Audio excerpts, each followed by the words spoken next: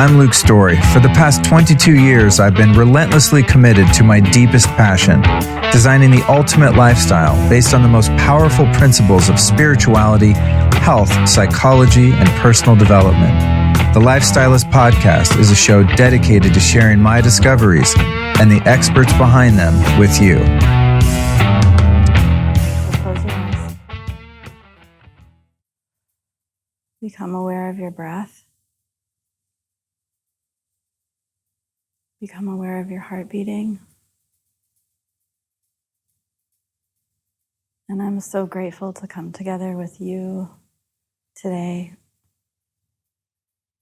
And may anything that we share, speak, express, may it be transformative for you and for me, for everyone listening. May we create a massive ripple effect, and may the listeners find exactly what they were looking for. Thank you. I like that. You want a job? I'd like to have you do that at the beginning of every show. Because people come over and, oh, you want something to drink? There's the bathroom, getting the mic set up and all the things. And if they have some products with them, making sure that's around, doing all the thing. And then I often just rush into the conversations without dropping in. So that's a good reminder. You know what would be super cool, Katie? What? Is if you pick an essence mist out of Allison's massive collection here of LOTUSWEI and give us a good dousing. Divine truth. Perfect. I'm here for it. Healer, heal yourself. Thank you. Wow, you apply it liberally. I'm always 2 or 3 sprays. I want to try to conserve it. That's funny. But we have these things all over the house, thanks to you guys. Thank you so much. I don't know what you have worked out with Allison, but there is no shortage of LOTUSWEI products in the house. So I have some in my office, which I just kind of intuitively picked. I have one in my medicine cabinet, so when I brush my teeth and stuff in the morning, I give myself a couple of hits with that. Some in the nightstand next to the bed. So that's one thing I want to ask you, and we can get into it later, is which ones are good for sleep? Because I just grabbed one I liked the scent of, but I'm guessing you probably have one that would be good. Some people, I've done in the past with lavender, right? I'll spray my pillow and kind of spray myself, but I bet you have something way cooler. First thing I want to ask you is this. Who have been 3 teachers or teachings that have influenced your life and your work that you'd like to share with us? My root teacher would be the first one. My main teacher. What do you want me to say? Do you want me to? Their name? Oh, Karma Sangye Raptan. Is that someone we could find online and put in the show notes? Never. Okay. Sometimes the best ones are like that. Do they have social media? No, they live in a cave in the Himalayas. You will never find them. Totally incognito. Yeah, you'd never know them. The 17th Karmapa, that one you can find online. And Pedro Lopez Clemente. You might be able to find his name somewhere online. Excellent. And for those listening, speaking of show notes, what are we calling those today? It's going to be lukestory.com/flowers. Apropos enough. So how did you get started in flower essences, working with these plants? You're the only person I've ever met that is this deeply steeped into this particular niche practice. Mm-hmm. So I graduated college and I saw the people around me getting into all these deep commitments and then kind of not really sure that what they were doing was what they wanted to be doing. So I took some time and I traveled around a lot. I was in Europe for a couple of years, in Asia, in Mexico, and I ended up meeting a teacher from Spain who was an expert in flower essences. That's the Pedro Lopez Clemente. Oh, cool. And at the time I was studying as many forms of natural medicine that I could get my hands on because I felt like there was a key in there to helping people dissolve self-limiting patterns. Because I think if you ask any human being, if you could be like in a room full of 1 million people and say, I want one person here to raise your hand if you have maxed out on your potential. Like you're as fearless as you'll ever get, loving, kind, gentle, wild, bold, successful, you name it, as you'll ever get. Like you've topped out, you've maxed out. Nobody ever says yes. Nobody ever says that's me, right? Because innately, as a human, we just know. Like, how do we know that? I'm not sure, but we know that there's more we can expand into, evolutionary-wise. So I was looking, where can I find this thing that can help ramp up and accelerate people's transformation?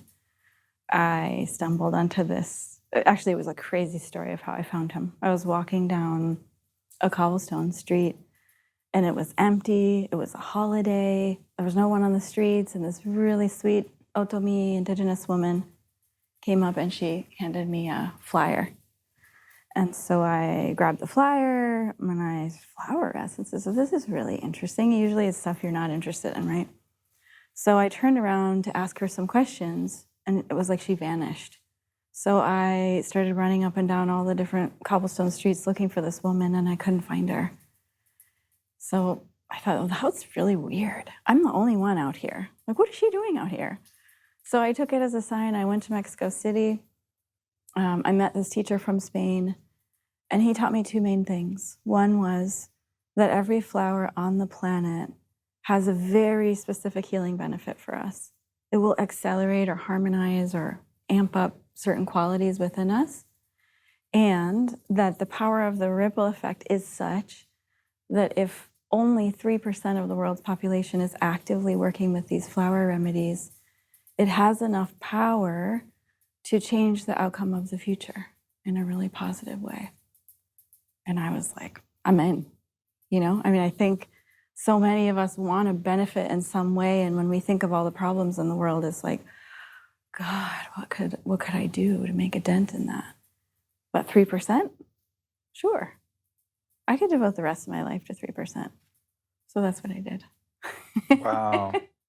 That's so cool. And that it's very similar to my worldview because we seem to have signed up for this polarized duality of experience, right? So if the world was a utopia and there was no evil, no darkness, no sadness, suffering, etc., there wouldn't really be anywhere to go. There'd be nothing to learn, right? So this is something I'm always trying to reconcile when I see the existence of, I mean, for lack of a better term, say evil in the world, which I don't think evil actually exists. I think they're just degrees of love, right? And so you could say my version of evil is a lack of love. So we have the power of love on one side, and then we have a gradient of lesser expressions of love, and we perceive those to be dark or evil, right? But love is exponentially more powerful than any position below it that has less of it. You see what I'm saying? So your 3% or your teacher's 3% makes perfect sense to me because there's a counterweight, right? Of the higher expression of love is so much more powerful than the lower expressions that have less of it, right? So it's not even that like those of us that want to see more love and harmony in the world have to fight the darkness. We just have to amplify the love. And there's a tipping point, it seems, that occurs when a certain percentage, maybe it is 3% of the population, become more embodied in their love and expressive of their love. And I think that's the thing that holds this mess together, right? Right. Because it seems like right now in the world, everything is just spinning out of control, especially over the past 3 years. I mean, we're just, all of the lack of love energies, right, are coming to the surface and exposing themselves. And it's just insane. And that can be really dark if you're a doom scroller like me. And, you know, I go on my own Telegram channel, lukestory.com/Telegram, and post things. And I'm like, God, this is so negative, you know? But it's not that like things have become more negative. It's just that I think because of the internet and social media and independent media creators like myself and many others, it's just the things that have been kind of lurking in the shadows are now becoming more apparent to more people. So it's a net positive. Mm-hmm. For sure. But it's a good reminder that you shared. Yeah, the And 3%. I don't think what you're talking about is negative if it's truth. If it's truth, it's truth. Truth is truth, right? Right. I guess I perceive some of it to be negative because it elicits emotions of fear or anger, and it's more the reaction to it, right? Because anything going on in reality is truly objective until we assign some meaning to it. So if I look at, them, what's the thing I was reading this morning? Bill Gates wants to, or probably is, injecting animal products with mRNA vaccines that go into our system when we eat that meat. It's just like, oh my God. So to me, that's negative because I create thoughts around that. Like I almost texted Allison, like, okay, we can't eat out ever again. We have to only get food from our local farmer or we're going to be dead. So it's like, the information is actually neutral. It's just the meaning that I assign to it makes me perceive it as negative. There is a lot of crazy stuff happening right now. How do you, anytime I've spent time with you, which is a few times, half a dozen times maybe, if that, you seem to be extremely grounded, peaceful, happy, at ease. You're someone that I think has figured some of this out.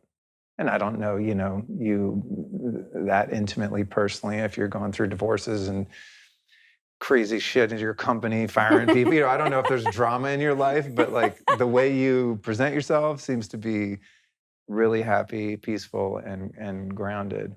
So what do you do? I mean, we're going to talk about obviously the power of flower essences and stuff, but what do you do to keep your head together, to keep yourself strong and resilient and objective about reality? I mean, everybody has drama. I for sure have drama. Just the other day, I was telling someone, man, I do like 3 hours of meditation practice a day now. I take a ton of flower essences. I live and work in a community of people who are devoted to expanding in their highest potential. So we understand when somebody gets triggered or has a weak point or and I'm still a shit show sometimes, like I still lose my Me cool. too. I think, if I'm this way, what is anybody who doesn't have any one of the factors that I'm lucky enough to have or practice or do or have access to, how are they even surviving out there, right? Because sometimes it just feels like you're hanging on with your fingernails.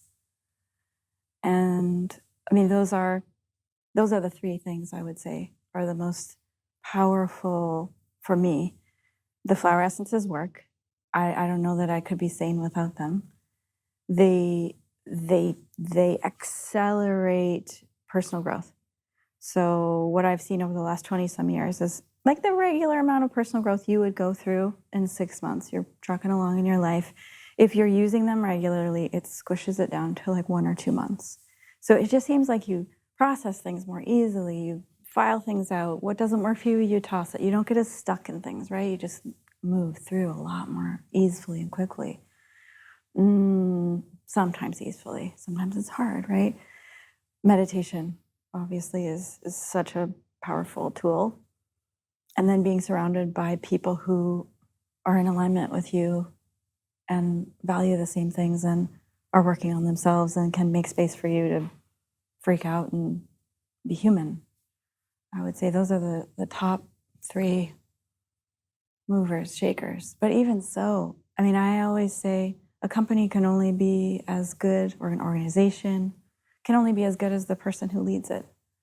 So it's like I'm under contract to face every glitch and challenge and weakness I have inside of me, because the strength of the flower essences that we put out there, the cohesion of the people working in my business is dependent on me doing my work.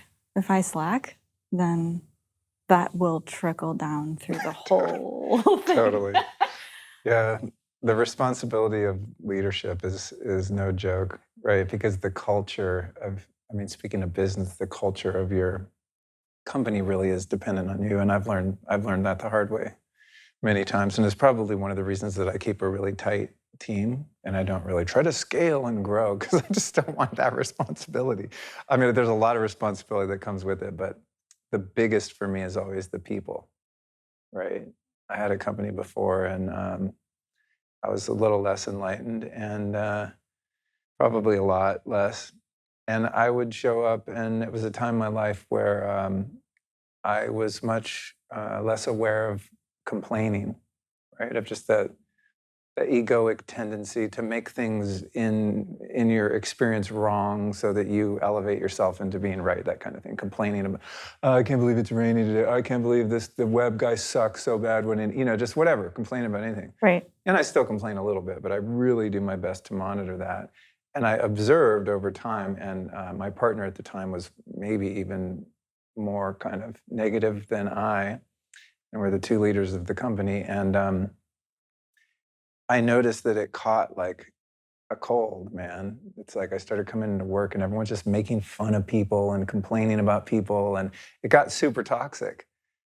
And because I had some self-awareness, I was like, oh, you guys all need to change. You know what I mean? And then I realized like, oh, I'm actually modeling at least some of this behavior and this attitude that everything sucks, everyone sucks, no one can do anything right, and it was a huge wake-up call because then I started finding myself on the receiving end of that, and started kind of losing the respect of the people that were working for me because I had fostered that culture, So I just left. Didn't change. No, I'm just kidding.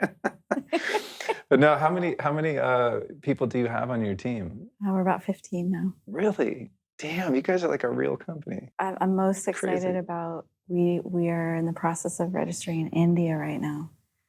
So we're building ground up. Sonika is our director of everything there.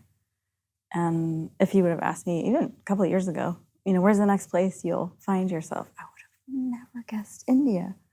But it's like, it feels like home to me. And I couldn't be more excited. That's cool. Yeah, that's cool. I've always had a connection to India. I've only been once. I went for, a month or so many years ago. Yeah, but I always, I don't know, Indian culture, music, food, the smells, there's an ancient relationship there. Yeah. So I wanted to talk about your Flower Lounge events. And I don't know if this is something that is ongoing or was periodic, but the last time you were here, Alice and I came to your event. And I remember telling her, I was like, this is the only kind of event I can go to, by the way, from now on.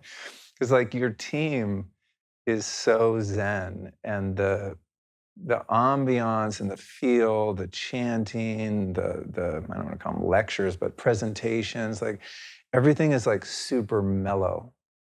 And that's what I like. I'm like the antithesis of Burning Man. You know what I mean? Like, I want a few people, everyone's pretty quiet and well behaved. There's no real loud music. There's a lot of meditating, chanting. That's my shit. And in Austin, that's not that popular here in the circles in which I run. It's like a little more vibes here.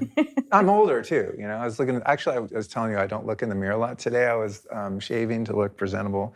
I was like, damn, bro, you got a lot of gray hair. I'm like turning into an elder, and I was like, oh shit. But that's part of it, right? When I was younger, I mean, I was all about all the parties, but your event was just so grounded, kind of like how you started us off today, just like a lot of devotion and stillness and presence. And I just thrive in that kind of environment. So I want to learn about that. And then also you invited us to kind of a salon you were doing at a home here.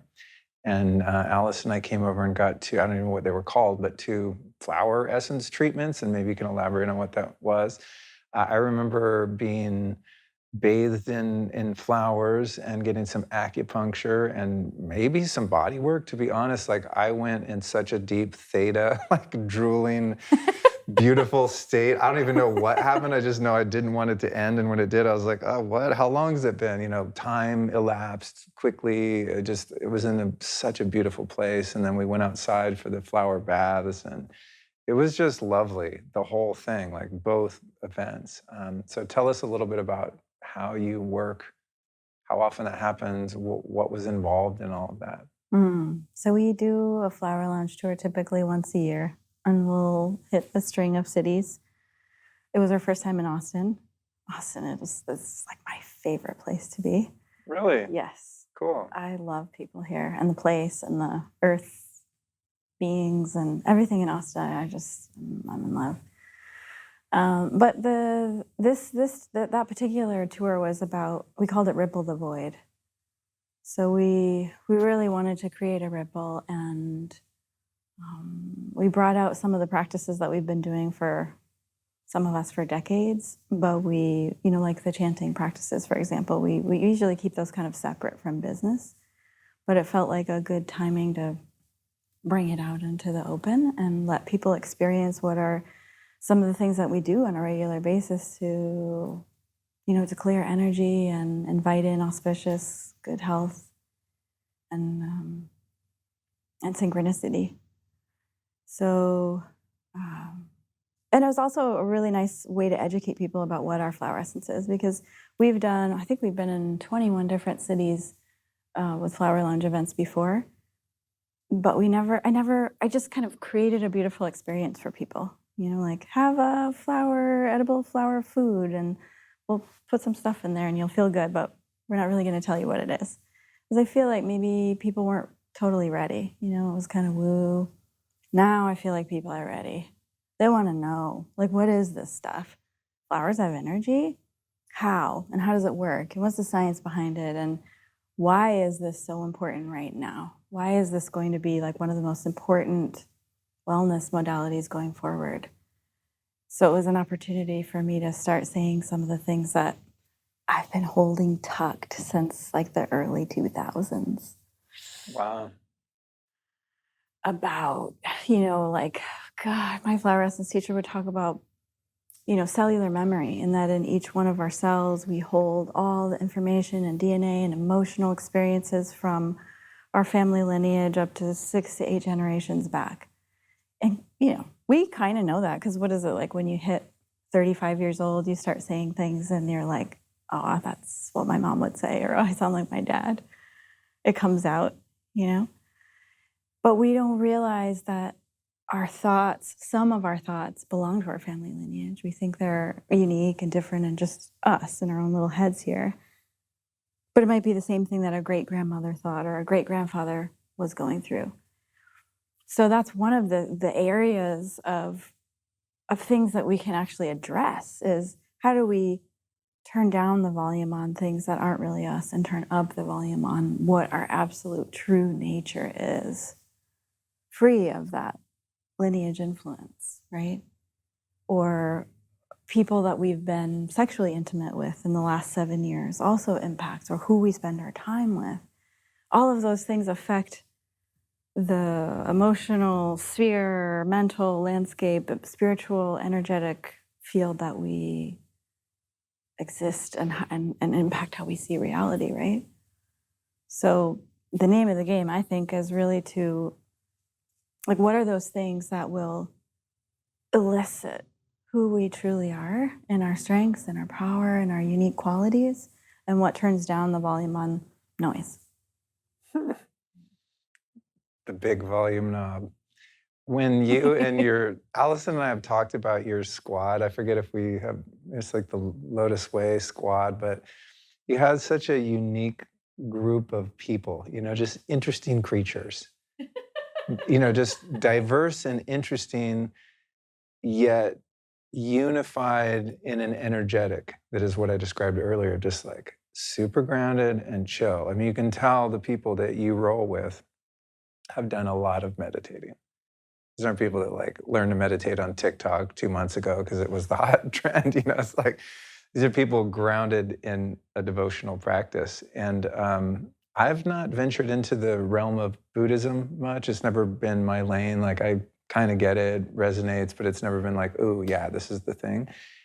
Was any of the stuff you guys were into kind of rooted in Buddhism? What's the lineage of how you guys are rolling, or is it just disparate and random and everyone's doing their own thing? Because you're all chanting chants that sound very ancient. Like, where did those come from?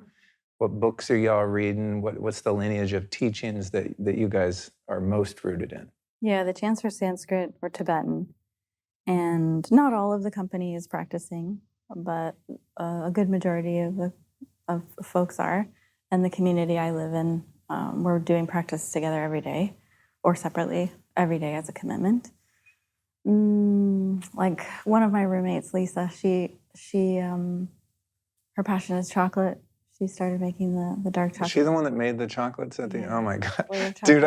Allison is embarrassed because I kept like going back and taking more. She's like, dude, I'm always that guy, and I was like, what? There's plenty left. Because they passed out a certain amount of them, and I think the bowl was in the back of the room, and I'm like eyeing it, you know. So good. So freaking good. So just as an example, like you might not know it. It's just like really yummy dark chocolate, right? You want more. What is that? But she spent a good 10 plus years living in Asia. She studied with some of the best masters in Tibetan Buddhism. She spent time meditating in a cave in the Himalayas, like real old school. And then, there are other folks in the community who studied, Allison studied painting, like painting Buddhas, like the perfect symmetry and how to mix your own mineral inks. And so there's people with like, in the community with really far back old school ties, and then there are newer ones who are just like jumping into the practice. We do practice a lot. I think that impacts the work that we're up to. And typically we keep it kind of separate just because I think people have misconceptions around Buddhism. They think like, well, this is some kind of religious thing, or is my religion going to fit in with this experience?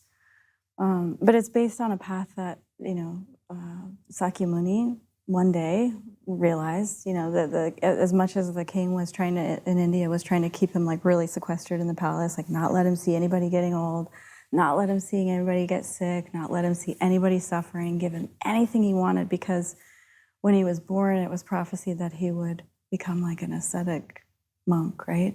And attain this incredible realization and this, this kind of seer, when he was born, just like started weeping because he was like, I'm not going to be here when he attains enlightenment, but I can see that that's the future, right? And so this Indian prince, somehow he makes his way out of the palace and sees people who are getting old, and sees people who are sick, and sees people who are suffering. And it just starts this like rupture in his whole being. And so he leaves and spends the rest of his life trying to figure out the true nature of reality, and what this existence is, and why are we here, and what is this impermanence thing, and why do we get sick, and why do we grow old? What is this all about, right? And so that's who, in terms of Buddhism, we refer to as like one of the original Buddhas. Buddha just meaning awakened one, enlightened one. And there have been thousands and thousands of human beings who have attained the similar or same state of awakening using a method, like a map from point A to point B. In Buddhism, we would say there's 84,000 different teachings, because all of us are so different and so unique, and our trips and triggers and stuff are so interesting and complex that all of us need different types of teachings. Some are more intellectual. Some of us need to be like whacked with a ruler, or pick up bricks. Some of us need to work with flowers. Some of us need to communicate. So the teachings come from a long time ago. From India, they moved into Tibet and all over Asia, and now they're in the West. And so we're just working with some really ancient methods and practices. I wouldn't call it a religion. For me, it's more like a method, a practice, something that helps me face the craziness that arises in my own mind. My mind is like You have one of those too. Crazy horse. Oh man, yeah. The mind is really a double-edged sword, isn't it? It's such a beautiful supercomputer of consciousness, but it's also does its own thing a lot.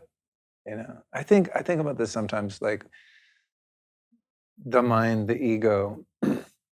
Oftentimes, as we get into spirituality, there's kind of a a vilifying, more so with the ego probably, like, oh, well, ego's bad, I got to get rid of it. And the mind, the chatter of the mind, the self-talking, the endless thoughts, and people try to meditate and stop that from happening. Good luck with that, by the way. But it's like that it's something working against us, and something that's helped me a lot in my own evolution is to have more realization that both of those kind of entities, if we could call them that, are actually working toward my self-preservation, right? It's like they're doing a job. So I have a feeling, and the ego causes this emotional thing where I feel kind of threatened, and then the supercomputer of the mind jumps in and is like, "Ooh, here's how you can manipulate this situation to protect yourself." And all the games that they're playing, they're not going to stop, right? It's like it's what they're wired to do. It's like trying to make your liver stop filtering toxins, right? It's doing what it does, but the pathology arises when I think when we lose awareness of those energies and allow them to start controlling us without our agency. And then all of a sudden, the crazy horse mind, I like that term, is telling me to think things and say things and then do things that are deleterious to my life and likely the lives of the people with whom I share the planet, right? So it's like you can't stop thoughts, you can't stop the impulses of the instincts or the ego, but you can really, you obviously have this experience yourself, develop a relationship with them where a different part of you, call it your soul or higher self, is in an observational perspective of that phenomena as it works its way through your persona in your life, right? So in the beginning of my sobriety, for example, there was a lot of talk about you have to smash the ego. You got to smash the ego. You got to kill the ego because that's the thing that gives you the denial and the grandiosity and all of that to carry on drinking and using. And so anytime I would see the ego arise in my behavior, it was like I would condemn myself for having that happen, right? There's many, many years of coming to the understanding like, oh no, the ego's like a little pet, it's like your little yappy dog, right? And it's not going anywhere. So it's rather than trying to get rid of it or demonize it, for me, it's more about having a right relationship with it and allowing it to be present and to do its job, but to know that my higher self or my consciousness supersedes that, as long as I'm exerting, some amount of effort in my practices to stay in that witness observer perspective and not get it flipped inversely so that I'm just like an automaton that's being controlled by mind and ego and going through my life like a bulldozer, Right. Does that make sense to your way of practice or? 100%. And I think what some people don't know and what we continually forget is that the observation is the key, because the observation is the dissolution. The observation is the dissolution. But I forget that all the time, right? I forget that if I just watch it, sit with it. Oh, this is really uncomfortable. I just want to scream or cry or sit with it. And that the actual just watching it is enough. Because it's like if there's a child in the room, right? And we're just ignoring the child. And then suddenly all of us turn our gaze toward the child changes their behavior because they can feel the gaze. So when the self, the part of you, self is a bad word, but the part of you, the beingness, the knowingness part of you, the true nature part of you that is so big that your logical mind can't even conceive it, turns the gaze toward the crazy, it shifts and changes. It already does the work. It's like the body going to heal itself. It's already going to heal itself. And we forget that. And it's kind of hard to sit with it, right? We want to turn to things that are going to numb us out or express it or get really crazy. But if we can keep remembering, like you said, to make space and watch, and sometimes we need to, I call it my inner bossy girl or the protector or the prison warden or the, I had a teacher once who talked about the parts of him that are attached to things, like the Gollum character in Lord of the Rings, like, Yeah. "My precious." Yeah, You know? totally. We have that. And 100%. just the last couple of months. Did you ever see the movie The Dark Crystal? I don't think so. It was in the early 80s. It was like Muppets, puppets, the whole movie. And there was this this woman who was like super wild hair, unkempt, with this ruby red dress. She lived in like a trash pit. She could even pop her eyeballs out. I mean, she was just wild, right? Really ugly. And over the last couple of months, I was like, that's me. Oh my God, I feel like her. I'm like on a trash pit, right? So sometimes it's helpful to like put a character to these parts of ourselves so that we don't do exactly what you were talking about, because that's our instinct, is like squash it. Well, that's unbecoming. I don't want to be that. That's not me. Like repress, right? But the more we can like soften and have a sense of humor and make compassion and space to just observe all these nutties, nutcase characters in our psyche, the more they can then like transform. I used to tell my clients, let everybody sit at the dinner table. Let everybody eat. Everybody's hungry.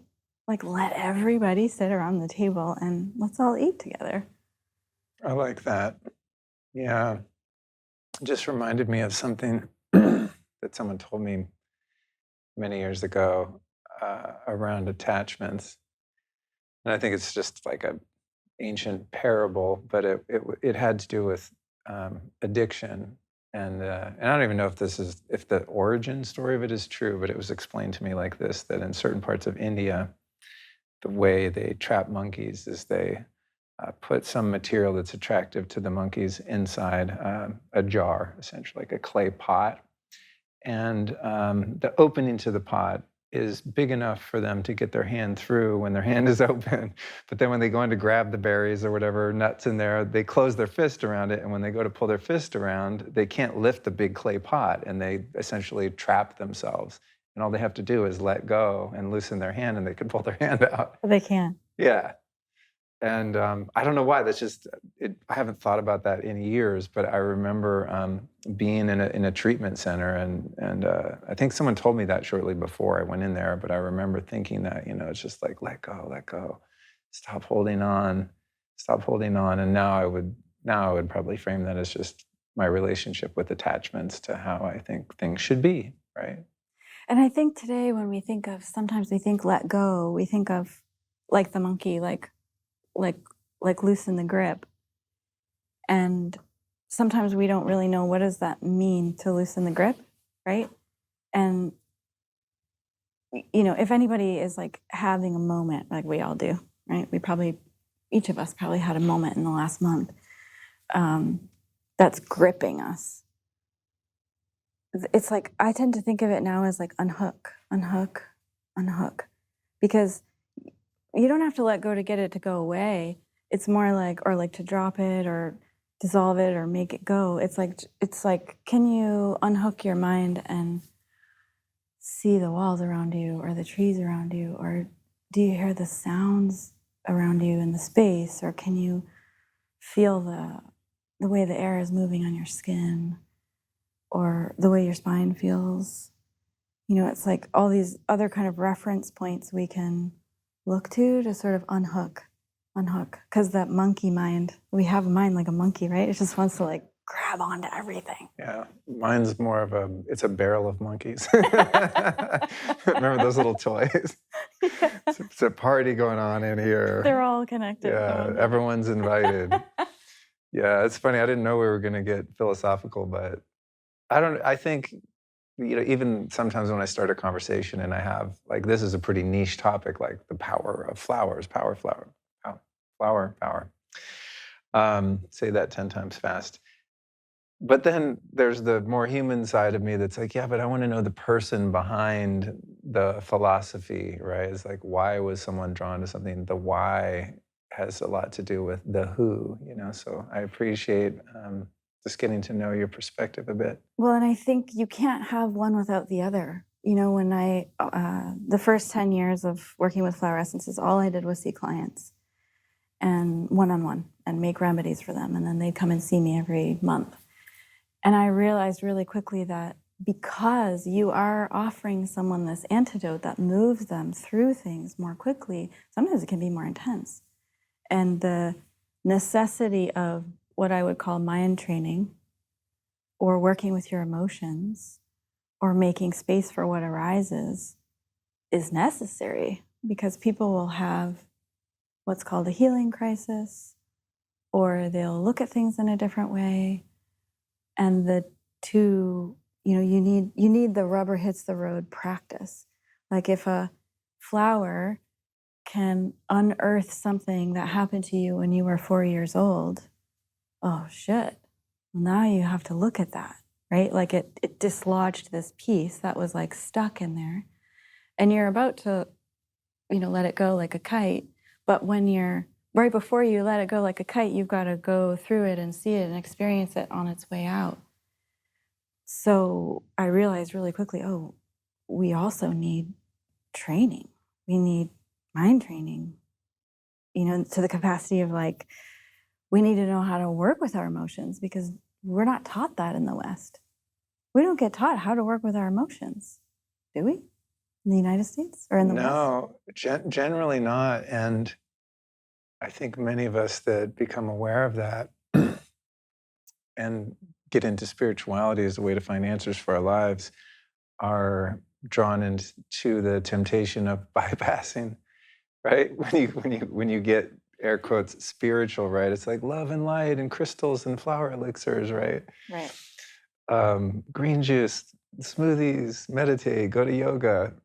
So many of us, and we've, most of us on the path have probably gone through this phase and hopefully outgrown it, but there's kind of a misconception that the way to happiness is just to kind of put on a smile and act as if, and to be spiritual, right? But the real juice of the squeeze, I think, is in our capacity to feel those things and really face those things, especially the things in the past. Otherwise it becomes kind of a pantomime of like, I'm a peaceful spiritual person. But you can sense in that type of person that under the surface, Bullshit. that under the surface that there is a well of rage or anxiety or whatever, Yeah. right? That's just kind of being suppressed. That's eventually going to come to a boil and erupt like a volcano, and you just hope you're not in their midst when it happens, But it's also really fucking hard to be a feeling person, too. I mean, it takes a lot of courage to face what might come up. I mean, this happens with Allison all the time. I talked about it on a podcast the other day that I did with Stephen Jenkinson about death. And my own death is something that I really try to think about a lot, not in a morbid way, but just it's a reality that I don't want to face. And then when I'm aware of that, the wise part of myself makes me want to face it more. But I was talking to him just about attachments to form, right? Right. And the love that I have for Allison, which is just so different than any kind of love I've ever felt for another human being in my life, period. It's just an ancient, ineffable, I don't even know you could call it love. It's just its own thing. And sometimes I'll just be looking at her and I look in her eyes and it's like, it's impossible to ignore the impermanence of that experience, of her in her form and me in my form. And it's like, it's heartbreaking. And so when I start to feel it come up, it's like, where's my phone? Like, fuck this, I'm like, I don't want to feel this, right? It's not even like a sadness. It's just, it's intense. It's intense. And I don't want to feel it. It happened this morning. She was laying on the floor in the other room and I went in and just kind of laid next to her and looked in her eyes and I was like, oh, here it comes, because there's these fleeting moments of connection and beauty and love that we experience. And if we have the awareness, we can sense the power of those moments. But there's also the awareness that it's gone, just like that. It requires a lot of bravery, I think is the word, to just let me just embrace all of this and not just compartmentalize wow, I really love this person, but also embrace that this form of this love is going to die at some point, right? Those are the kind of feelings that I spent the first half of my life running from, almost to my demise. So it's a beautiful experience, though, to actually just feel the resistance in the body that's like, I don't want to feel this. Feel the impulse to run away, whether it's emotionally, physically, right? It's like, I don't want to feel this. It's really a beautiful practice to fully embrace everything that comes along with being a human and everything that you feel. And I find that experiences or sensations that I might have framed as being negative become much more neutral. It's like I'm just actually just feeling life, just feeling reality, more, and inviting more of that in. I don't think you could really deeply understand and appreciate life if you don't look at death.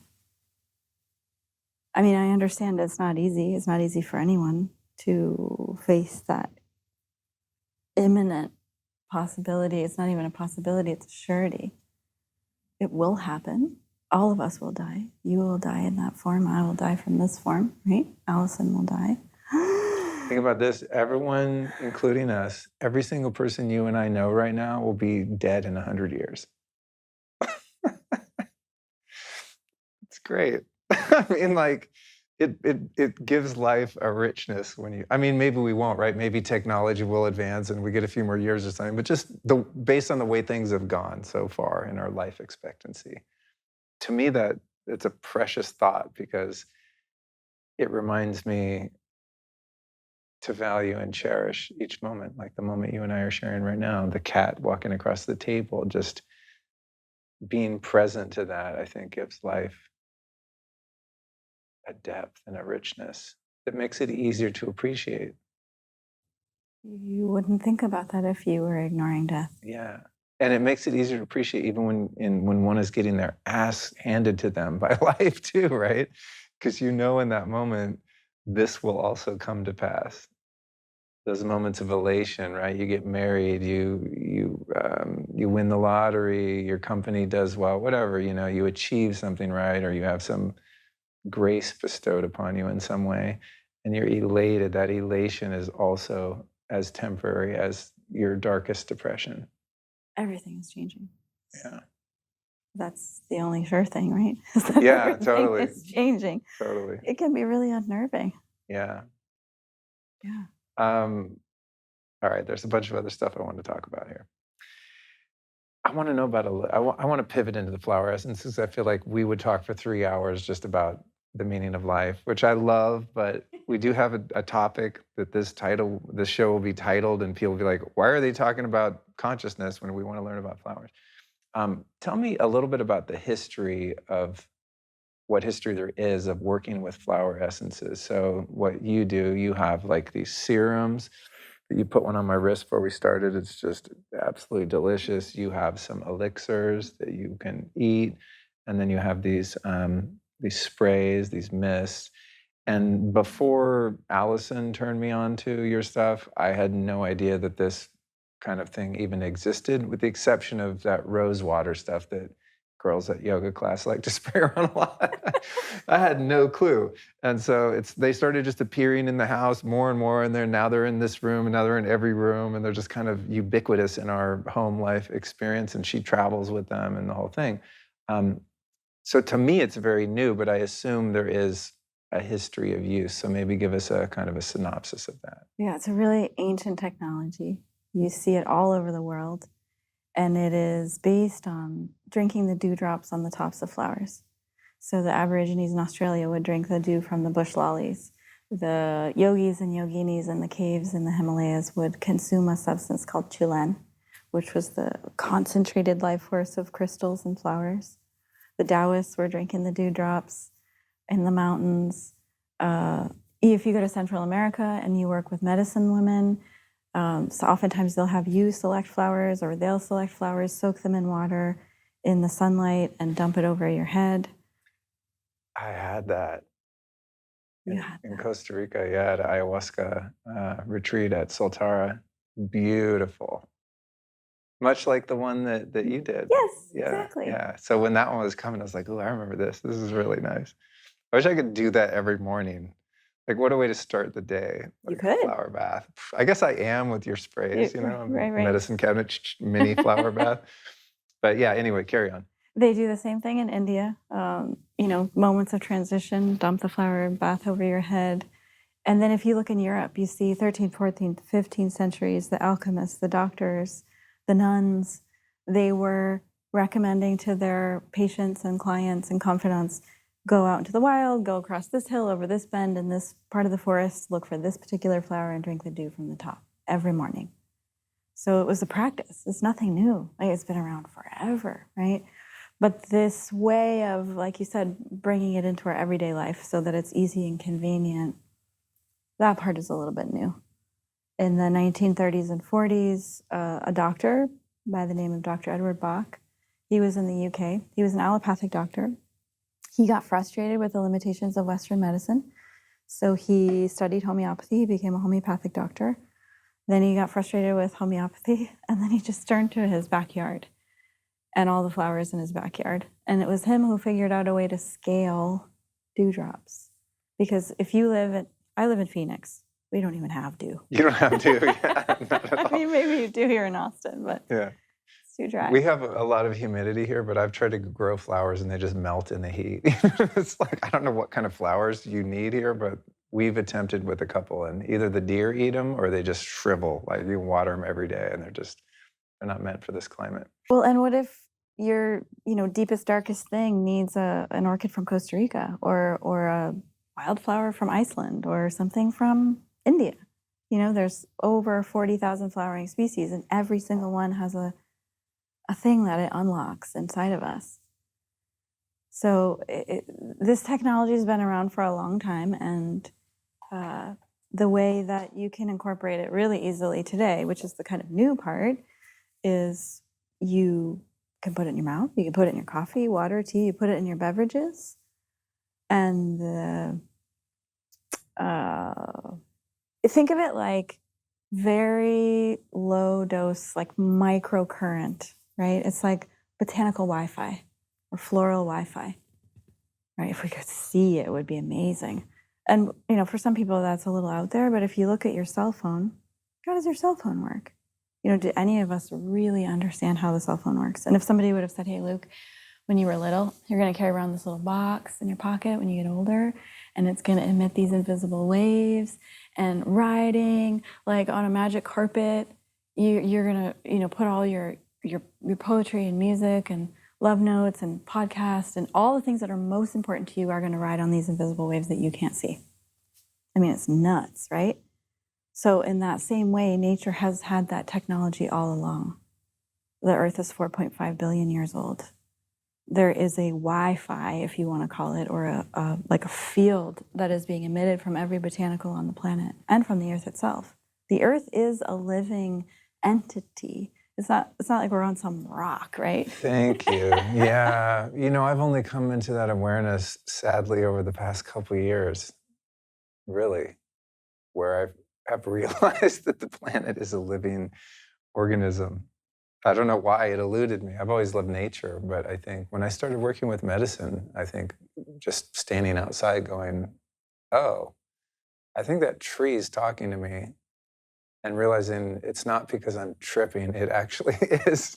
It's responsive. It's like the Vedic philosophy of, well, I'm sure other philosophies have this too, but I relate it to Vedic, that there's only one thing, and this one thing is consciousness, expressed here on the planet infinitely, right? So why wouldn't one flower and its single expression of consciousness have an effect on me as another single unique expression of consciousness, right? It's like all nature is it's just all in a dance, but it's all really one thing. Just God, for some beautiful reason, has chosen to express itself infinitely as all these different things that are really the same thing.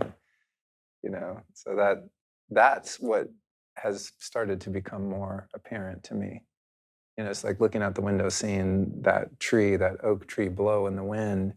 It's like I'm having more of an experience that there's not a separation between the tree and the wind. It's one thing actually that just looks different. And there's no separation between the oak tree and you. And Yeah, yeah. If you maybe are overworking, working too hard, or kind of like grinding away, that tree will catch your attention, or if you and you'll want to go closer to it so that you can absorb the if you want to call it energy, life force, chi, quality of that tree, which is to calm you down when you're overworking. I just thought of something wild I've read recently, and it was something to the effect, and you might have a better understanding of this, that I forget if it was bees or birds, but their sounds and vibrations and behavior has an influence on flowers, or else it's that flowers have an influence on them. But it's this, like you said, the internet, nature's internet kind of, right? Do you know anything about that? You know what I'm talking about? Well, I have heard how birds and bees will have like routes. And then also we know that bees are not attracted to flowers based on color or scent, like we thought.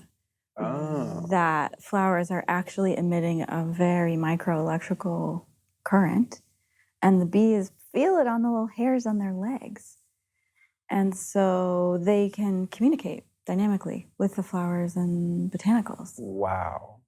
There's this. That must be something at the root of what I'm thinking of. It was just an article or something I came upon. I was like, oh, that's weird. And it had something to do with that, right? When like the flowers open because they sense the bees and birds are around, or vice versa, something like that. But it was an internet of nature kind of phenomenon. I was like, oh, that makes a lot of sense if you consider that everything is one thing.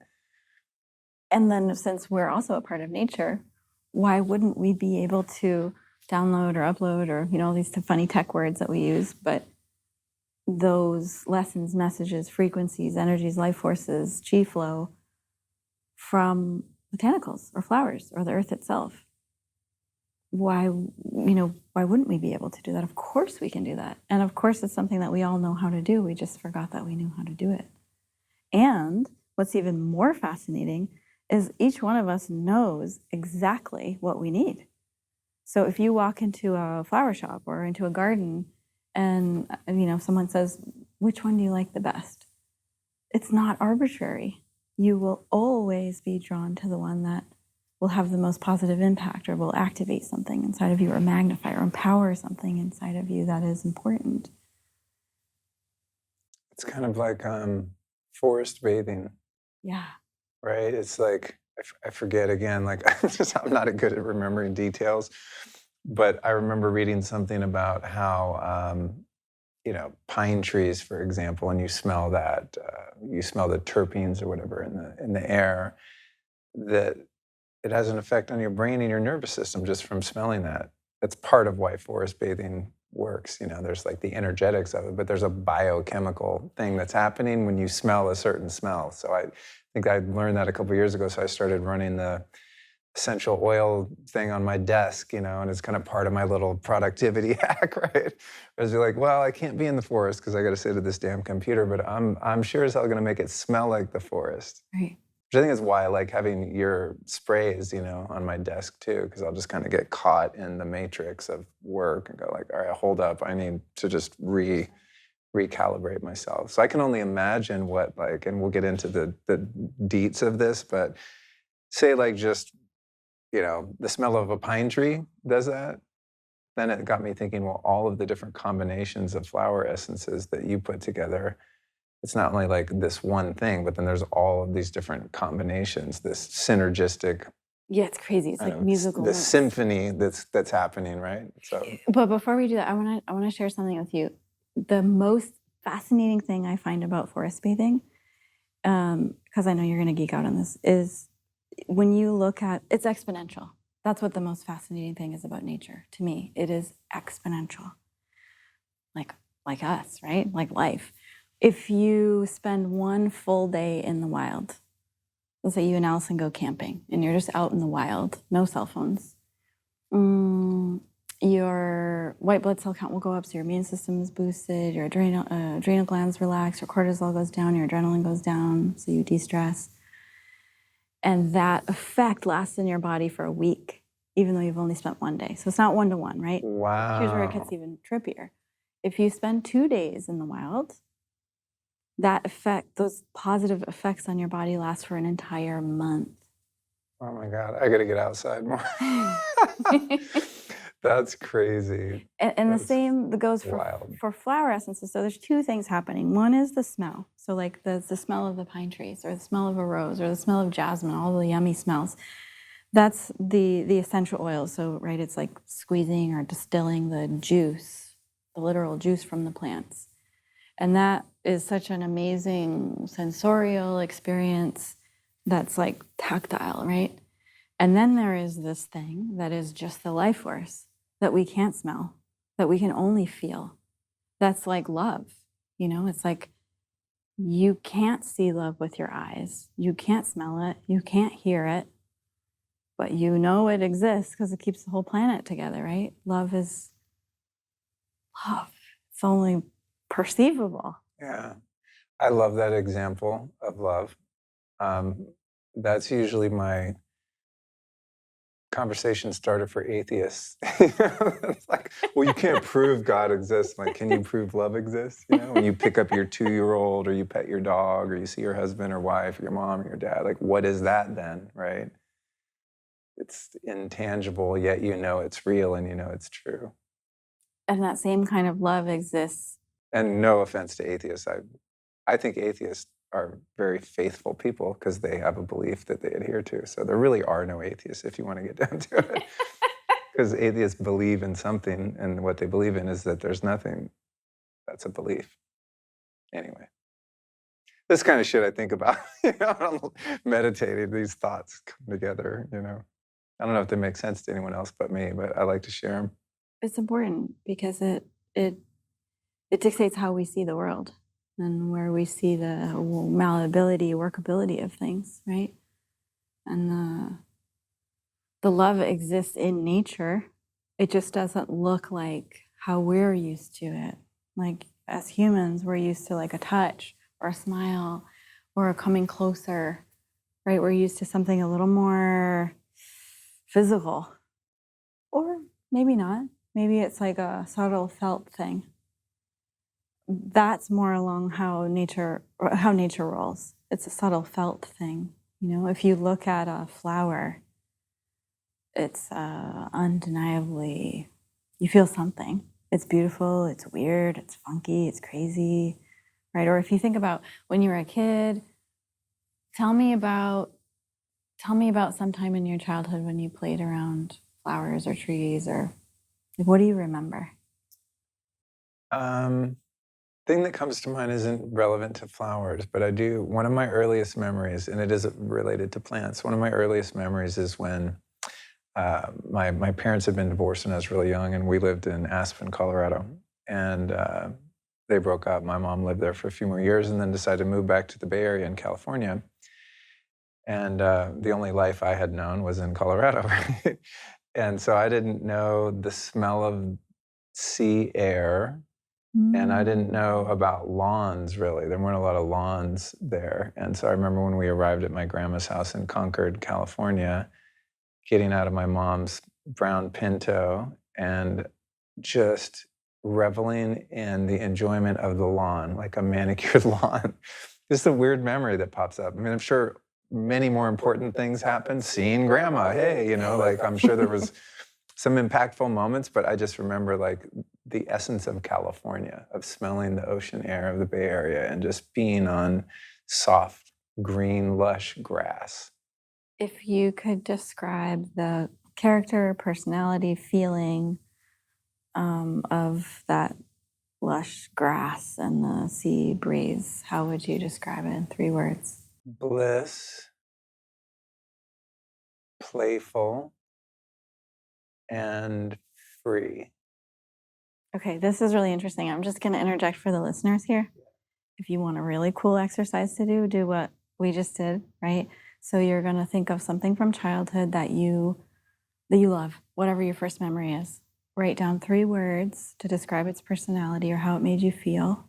Try not to use color or fragrance. And then just do that right now. And then there's a second part to it. And that is, tell me any flower, tree, botanical that is super interesting to you right now. That just, whatever pops into your head. Got one? Orchid. What does it look like? Fuchsia. Yeah, fuchsia. And the petals look soft.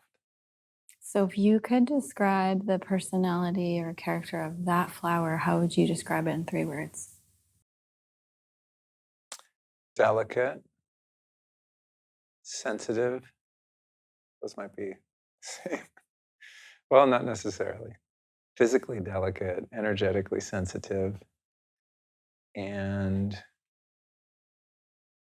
generous.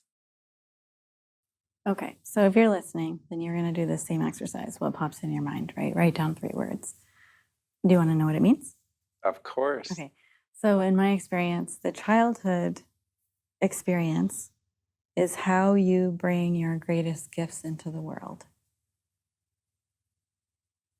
So through this vehicle of bliss and what else did you say? Playful. Playfulness And free. and freedom. So you probably could look at all the different experiences you've had over your life and say, this is what you were aiming for. This is what you were embodying. This is what you were bringing to the table. This is how you, or maybe you bring that to your relationship with Allison, right? Bliss, freedom, playfulness. Or maybe that's what you bring to the podcast. Or maybe that's how you bring the essence of you into your work.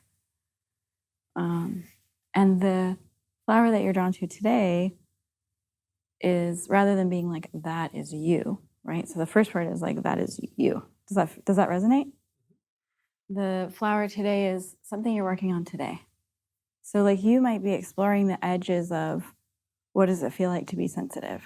Sensitive meaning perceptive, aware of what's going on around you, aware of even the subtlest energetics, the delicacy of the physical body and how it interacts with the sensitivity of the world around it.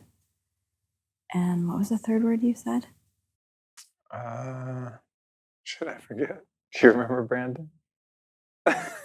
You said soft originally.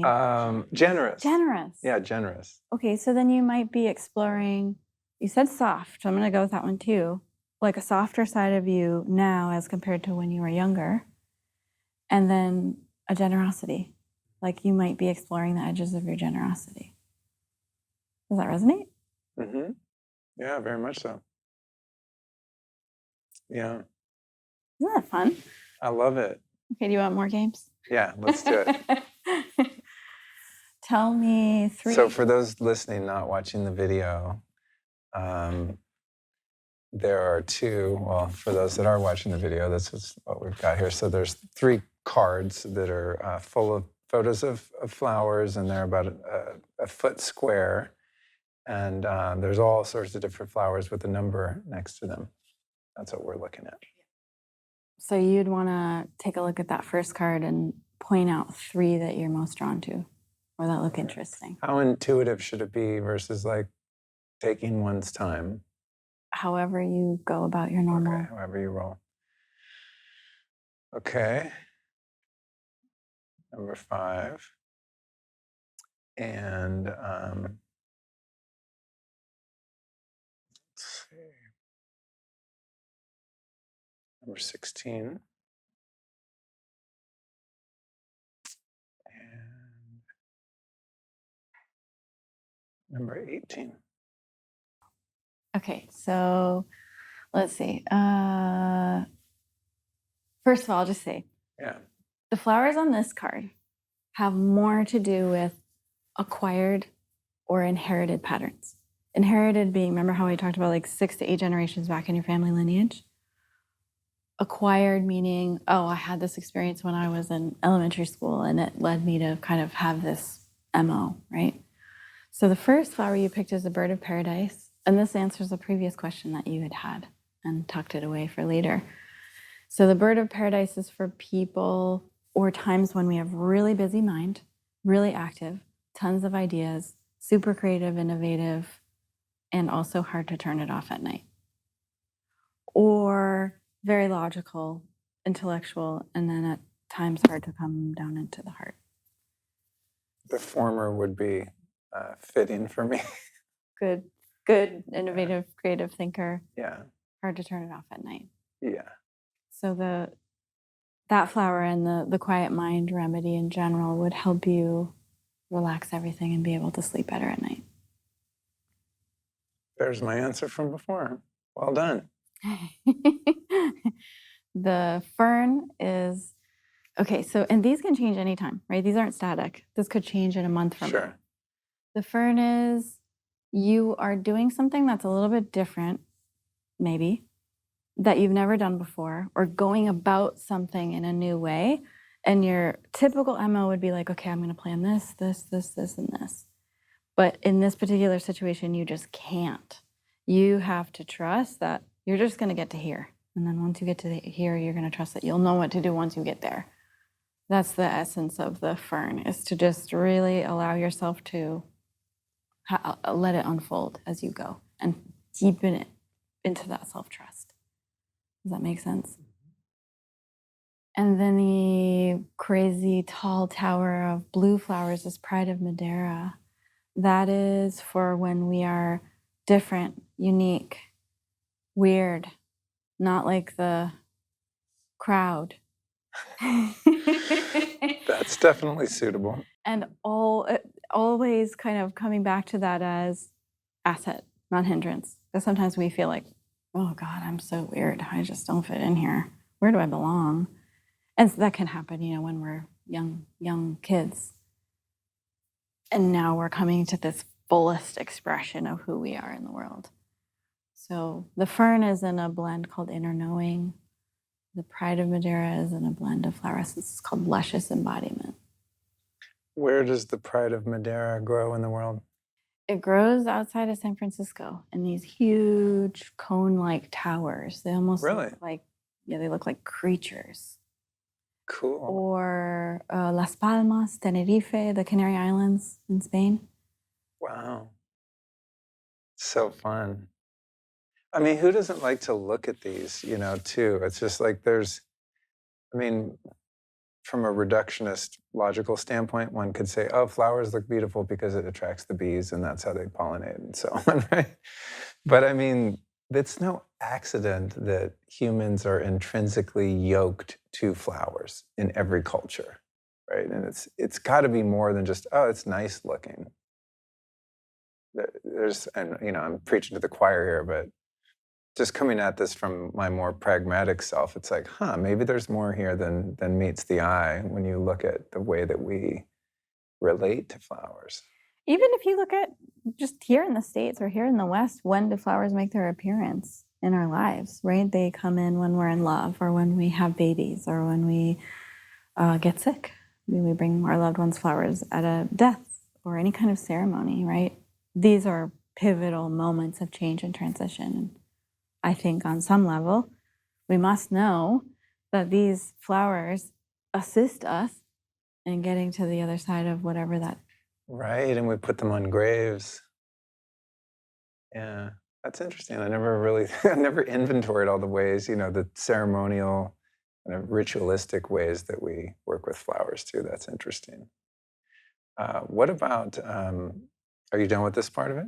Did it resonate? Yeah, it did. I mean, that one, especially because, or no, it was the fern. The fern is like immediately brought to this process of writing a book that I've been in for a while now.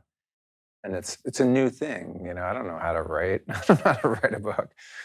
I'm learning by doing it, and then going, oh, okay, well, this doesn't work, this does work, and it's a new experience entirely, and one that I really enjoy. But it's there's the hurdle of not knowing how to do it, right? And so not knowing how to do it is kind of one form of resistance that comes up and gets me to find all sorts of other things to do around the house other than sit and write the book.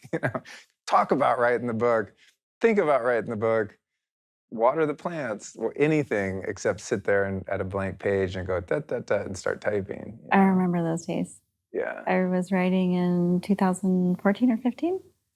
And I remember thinking when I got the deal from Hay House that like, oh, this is going to be so fun. I'm going to wake up in the morning. I'm going to feel creative and I'm going to write. It's going to be the best thing. And then some weird thing happens, right? And you're just like, I mean, at least for me, I hope you don't have moments like this, but I would have moments where I was just crawling out of my skin, like so uncomfortable. And I couldn't pinpoint why or where the discomfort came from. And then I would look for all the other things to do besides write. There's a million things to do besides write. Yeah, I mean, I should go out and rearrange the bins in the garage today. You know, it's like anything, right? Anything other than just freaking write. It's kind of sort of like that when you were talking about this morning next to Allison feeling and you're reflecting on the moment, the impermanence, the imminence of death. It's that kind of, oh, I gotta just move. I gotta do something else. I gotta go somewhere else. Like we don't really understand why these things are so uncomfortable. But I mean, in the case of books, usually it's because it's like your essence gonna be, you know, your greatest work exposed and put out there. Yeah, totally. It might be more prone to resistance if it's a really personal book, which mine is.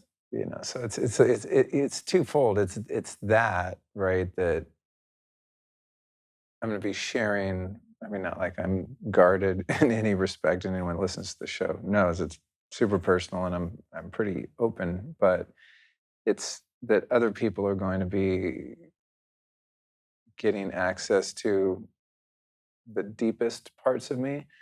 But it also means that I have to face the deepest parts of me during the process, right? That's the harder part. And my book is going into trauma and addiction and all kinds of gnarly stuff that I'm not afraid of, like in my conscious state. But when you get there and really start to tease it apart, it's much different.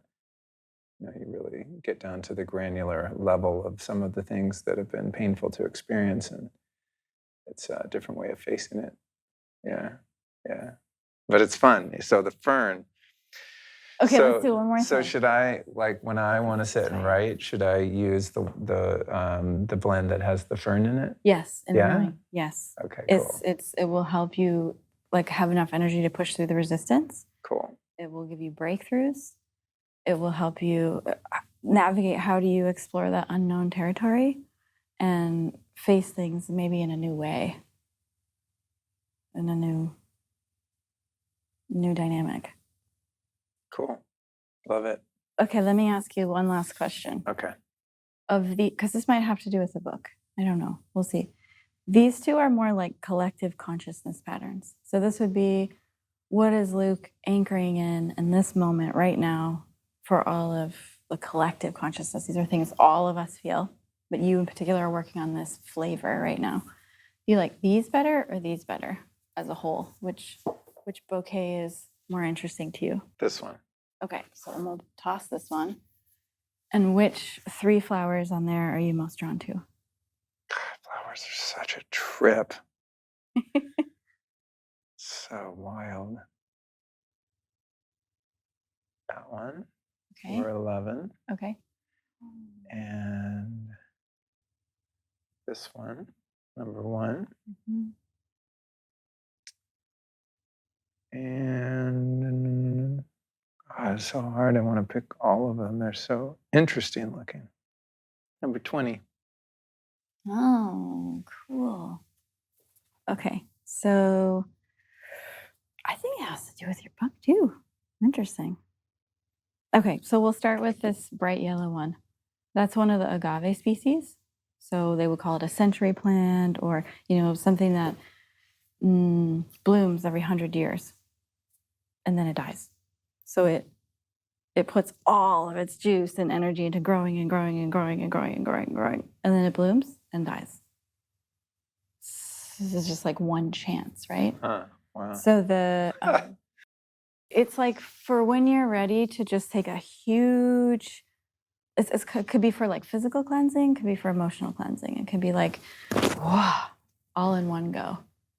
really rapidly, not like little baby steps and, drinking more water and detox and so on, like not like little incremental. It's like a huge dump all at once.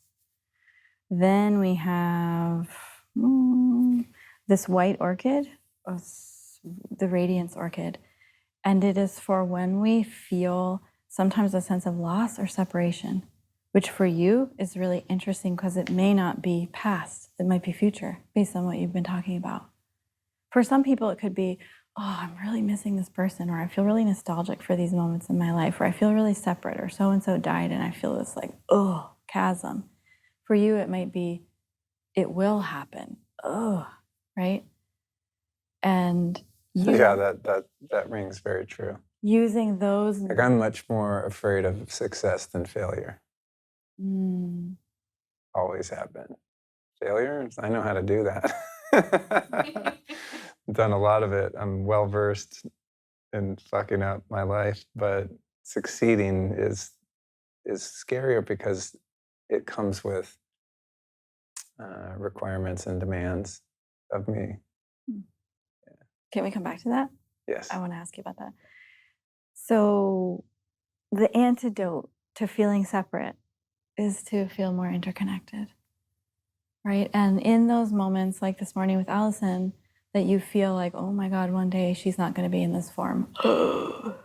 Then rather than hanging out there, this particular flower, if you worked with it, it would take those moments and anchor you into inseparability with her so that you feel 100% interconnected and inseparable. And then the pain of the loss isn't there. Which is, I think that's really important. I don't know if you're going to put elements of that in your writing, but something I think that everyone would want to hear about. And then the Venus flytrap was your third one. And that is for when we... And that's considered a flower? It's not really a flower, but it does have a flower. We just featured the little snappy thing, but it has a little white flower. Oh, okay. It can be for two extremes. One is either you might find yourself like giving too much, doing too much, and then feeling tired, or you give and give and give, and then you finally get the success, and you're like, yeah, I don't think I really wanted that anyway. Or some great opportunity comes to you, and you're like, is that what I really want? Like you hesitate. So the Venus flytrap would be like divine timing. It would help you conserve energy, conserve, instead of give too much. And then in that right moment, boom, you just act without any hesitation. That could also apply to your writing. Sometimes we think, oh, we need to like be writing all the time and every day. Maybe not. Maybe you conserve, and fill yourself up with other things. And then when the moment strikes, you hit it. Did any of those three resonate? Yeah, definitely. I mean, especially the latter, because with all creative ventures, I tend to perform my best when I'm under pressure and a deadline. And I like to do a bunch at once rather than a little at a time. And that's definitely true of writing. Like I'll dread sitting down to write. I put it on my calendar. I'm like, oh God, I just like, put it off, procrastinate and all that. But then once I sit down, like you can't get me off the computer for 6 hours. Like I just literally can't stop. And I won't eat, I won't come out. Allison will come knock on the door and give her the obligatory hug. And I'm just like, I gotta get back to writing. I don't want to break the spell, I'm in the zone, So yeah, that definitely rings true. Yeah. It's funny though, when I use the essences that I described earlier around the house, like I don't even know which ones I'm using. I feel like after this conversation, I would be served to become more deliberate because I just picked them based on like, oh, I like the label, like Divine Within, beautiful label, great branding, by the way. Thank you. And I don't even look at the ingredients. I'm just like, I like the label and I like the way it smells, and then that becomes part of my routine. But I don't have any sort of, just for lack of knowledge that I and everyone listening are getting now, have not used them deliberately with any kind of intention. Mm-hmm. Yeah. I can make a little key for you. Cool. This is for writing the book. This is for no hesitation jumping on it, and intuitive communication styles. God, it smells so freaking good. I wish people listening could smell what we're smelling. Well, I guess they can. Talk to me about sourcing. Where do you get? I mean, I have a sense it probably doesn't take that much bulk material if you're just using, like the word would imply, essence. But I know that like in the commercial flower industry, it's very problematic because they're spraying glyphosate on the roses. And I always think about that every time I see someone sniffing roses. I'm like, oh my God, you're probably sniffing glyphosate. You know? Is that true? That, you know, a lot of like, you go to Whole Foods and buy a bouquet of flowers that it's likely sprayed with pesticides. Like, what's up with the sourcing, sustainability, purity, all that? So with what we work with, I specialize in flower remedies. So that's the part that doesn't have a scent. I will also work with aromatherapy. So we'll get to that part. The first part is the flower essence, just the energy part. So I go out to the wild. I look for the flowers. They have to be growing in the ground. They can't be picked, ideally in a place where there aren't humans, where there isn't a lot of interference. Wild places, nature places. And, you know, I'll just travel to find the flowers. Wow.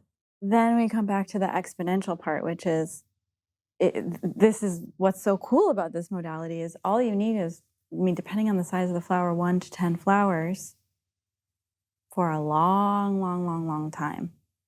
Because what you're doing is making a mother essence.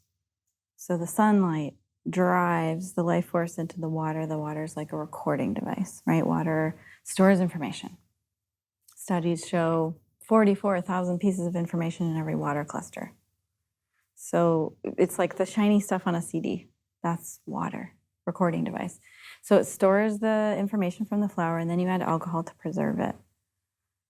That is just the mother essence. Then we bring it back, then we do the dilutions, kind of like homeopathy. The more dilute it becomes, the more powerful and subtle it becomes.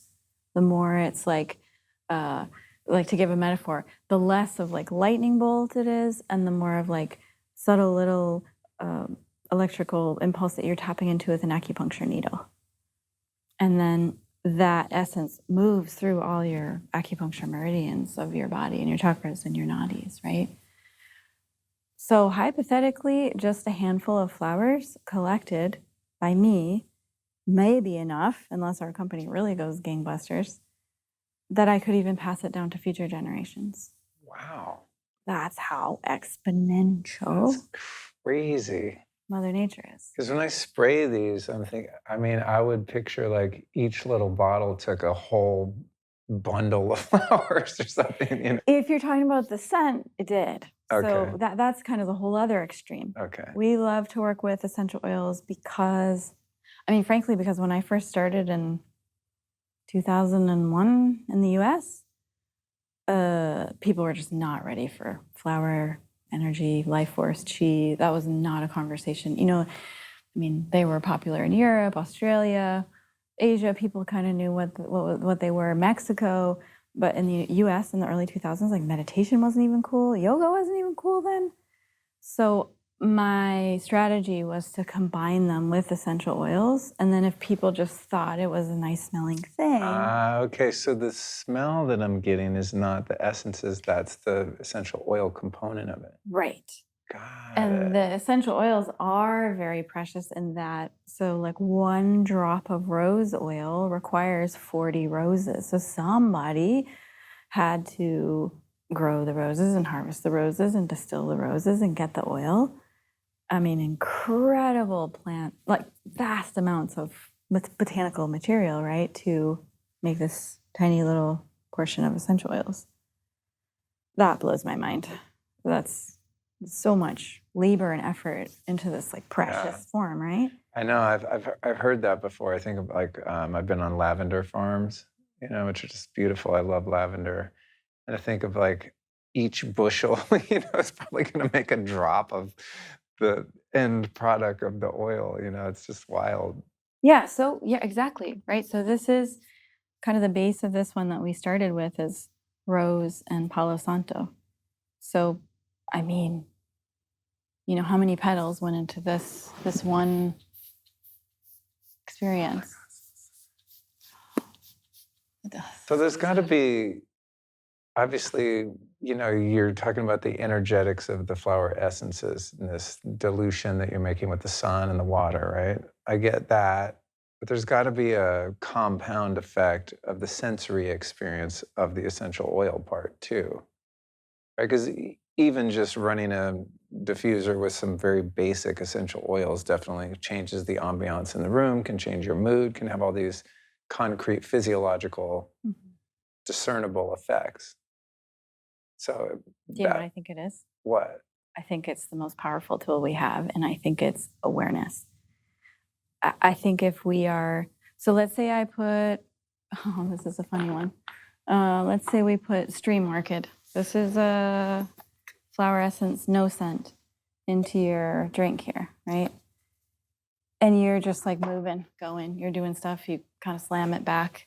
You're not really aware. But if you stop and you take a deep breath and you are stopping to perceive the smell, or you're inhaling, you're opening up the doors of your awareness even more. So is it that the effect of the energy was less in the drink? Not necessarily, but if you turn toward it, do you notice it more? Probably, right? Yeah. Yeah, that makes a lot of sense. It's just like the practice of burning incense, right? When you walk into a space and there's beautiful incense burning, is it the smoke that's helping you feel more peaceful to do your meditation or whatever? Maybe, but it's probably a lot of what you're describing is the presence. You walk in and your senses are hit, boom. Something has changed when I walked through that door. And what changed was, oh, I'm stopping to notice something now. It's unhooking you from your thinking mind into nowness, presence.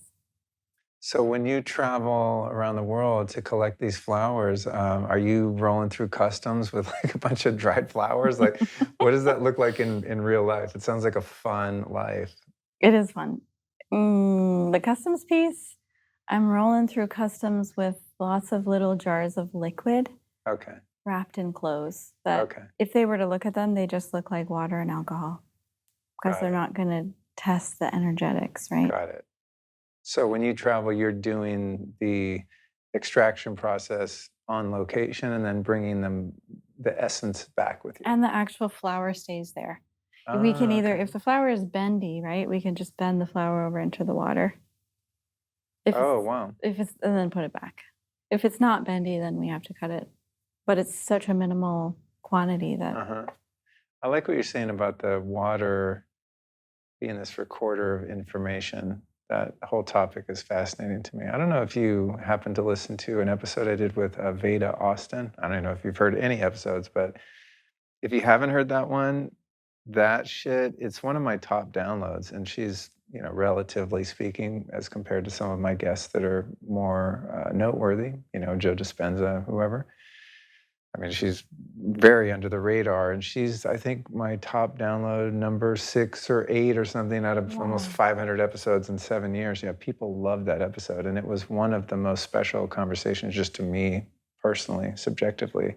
And she proves beyond any shadow of doubt that water not only records consciousness, but really is consciousness. It's alive. I mean, that episode blew my mind. So when you're talking about, the water recording the information that these plants carry, it makes perfect sense.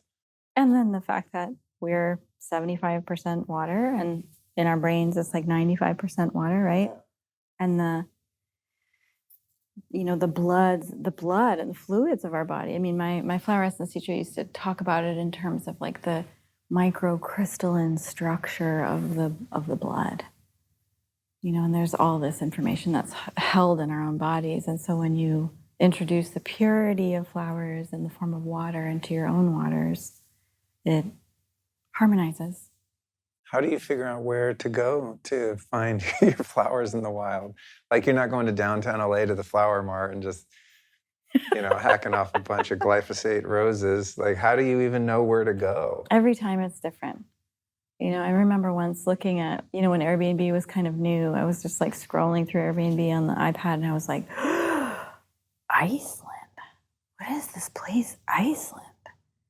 Like, and I just, I felt like it was super indulgent. Like, oh my gosh, I really want to go there. Wait, why would I want to go to Iceland? I don't have a reason to go there. But the more I looked into it, I discovered that there's this huge amount of orchids in Iceland. Really? So I went to Iceland. And man, that is like one powerful place for sensing and feeling the essence of the earth. And then as like flowers from different parts of the world have different themes. So I discovered just by, collecting and going different places and getting to know the different flowers from different places. For example, Costa Rica, all of the flowers I've collected from there, even though each one is so nuanced and different, like a fingerprint, they all kind of follow under this theme of very deep subconscious fears, like weird stuff, like fear of persecution or like fear of getting eaten by a wild animal or fear of being attacked, stuff that we don't really think of on top of mind, but it's in there somewhere. Iceland is like all the childlike wonder and joy and discovery. Flowers from Southeast Asia are like, wow, prolific growth. Like what can help move you into prolific success and activity. So it's interesting to see by location what the themes are. So that is interesting. So let's say you, are attracted to Iceland, you fly there, or you get a ride to your Airbnb. Like, how do you know where to go? Like, are you just driving around until you see a field? Sometimes. Like you see a hill. And, oh, those look like flowers, and you just go over there. Like, how do you navigate where to go? Sometimes, yes. I mean, in the case of Iceland, I probably did some research and looked at the different species, but it was a total shit show. I mean, I think it was on like day 7, and I was like, am I ever gonna find these? I was like so doubtful, right? And you see, when you look at the pictures online, the orchids look like huge, right? You get there. No wonder I couldn't see them. They're like a centimeter tall, like the actual really? flower is so tiny. So beautiful, but so tiny. It takes a while to find it. So it's like a foraging practice, essentially. That part of it, like one would go out in the forest and look for mushrooms or something. Foraging, wildcrafting, and in some cases, if it's a really rare flower, that I have gotten really interested lately in finding rare things that are hard to find. Then it requires. How do I say this without sounding woo-woo? Oh, so do you know the work of Stephen Herod Buhner? Mm-hmm. Oh, he just passed away in January. He did a lot of work with plants and indigenous people, and he saw that if you put an intention out there to a particular plant, let's say, I need help with this, or my son has asthma, I need help with this, or I'm grieving, I need help with this, that the plant's chemical constituents would actually change within 24 to 48 hours based on that request. Wow.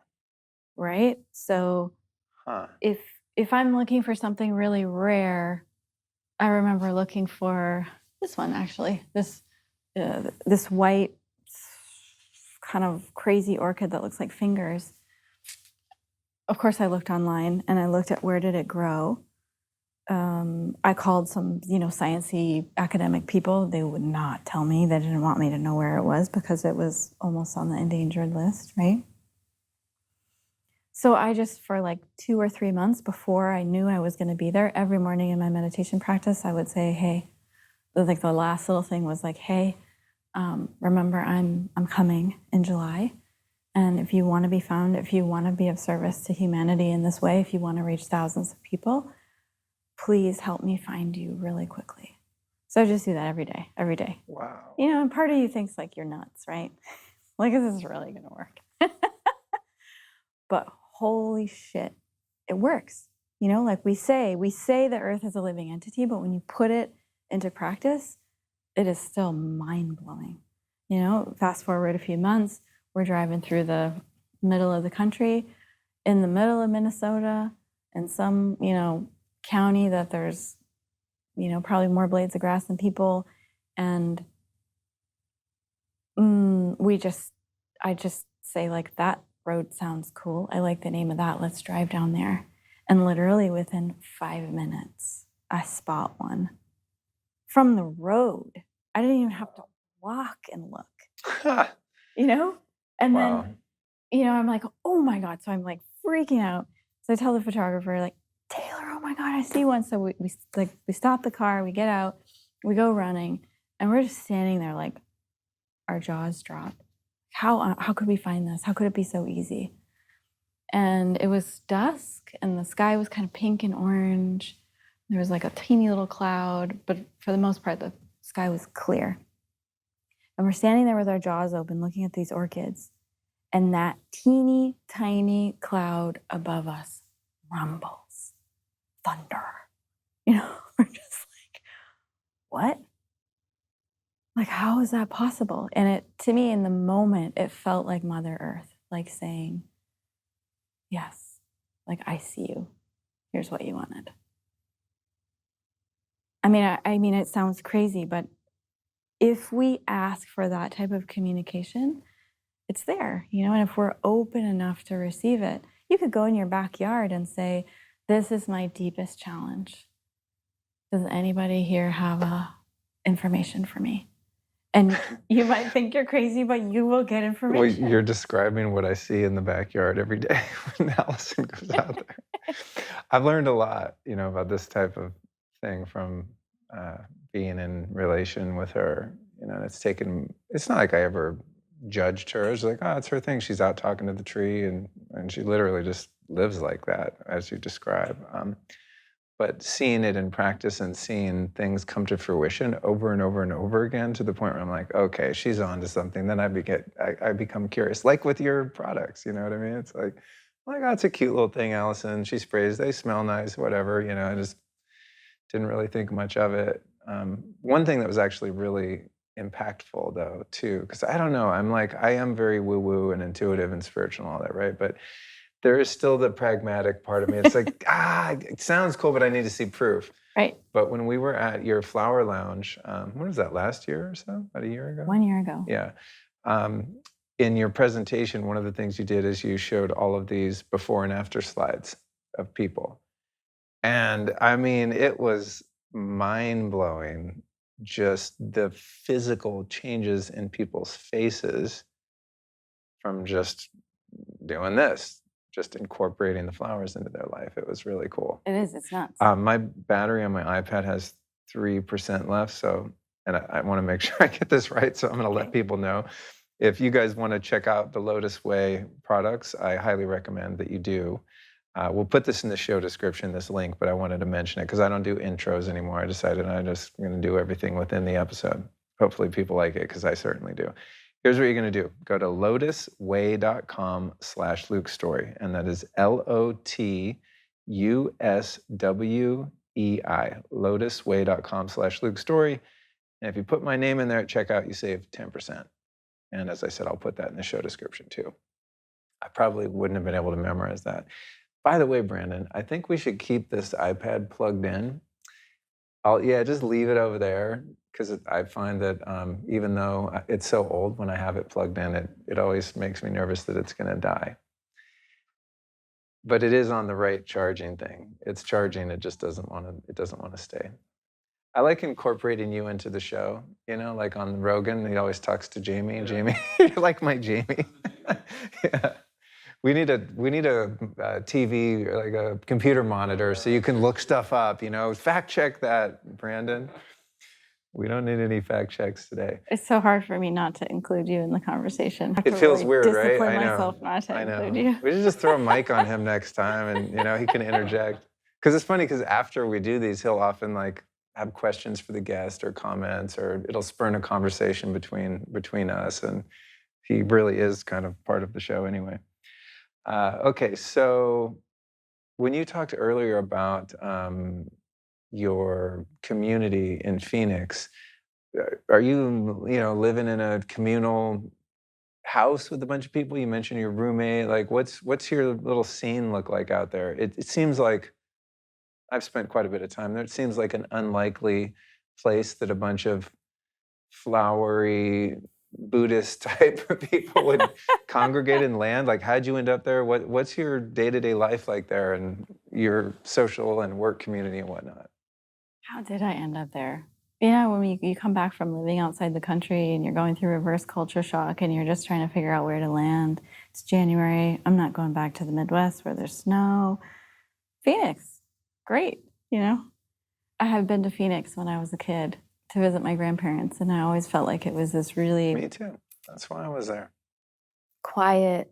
People go to the desert when they're on their spiritual seeking journeys because you can see the horizons.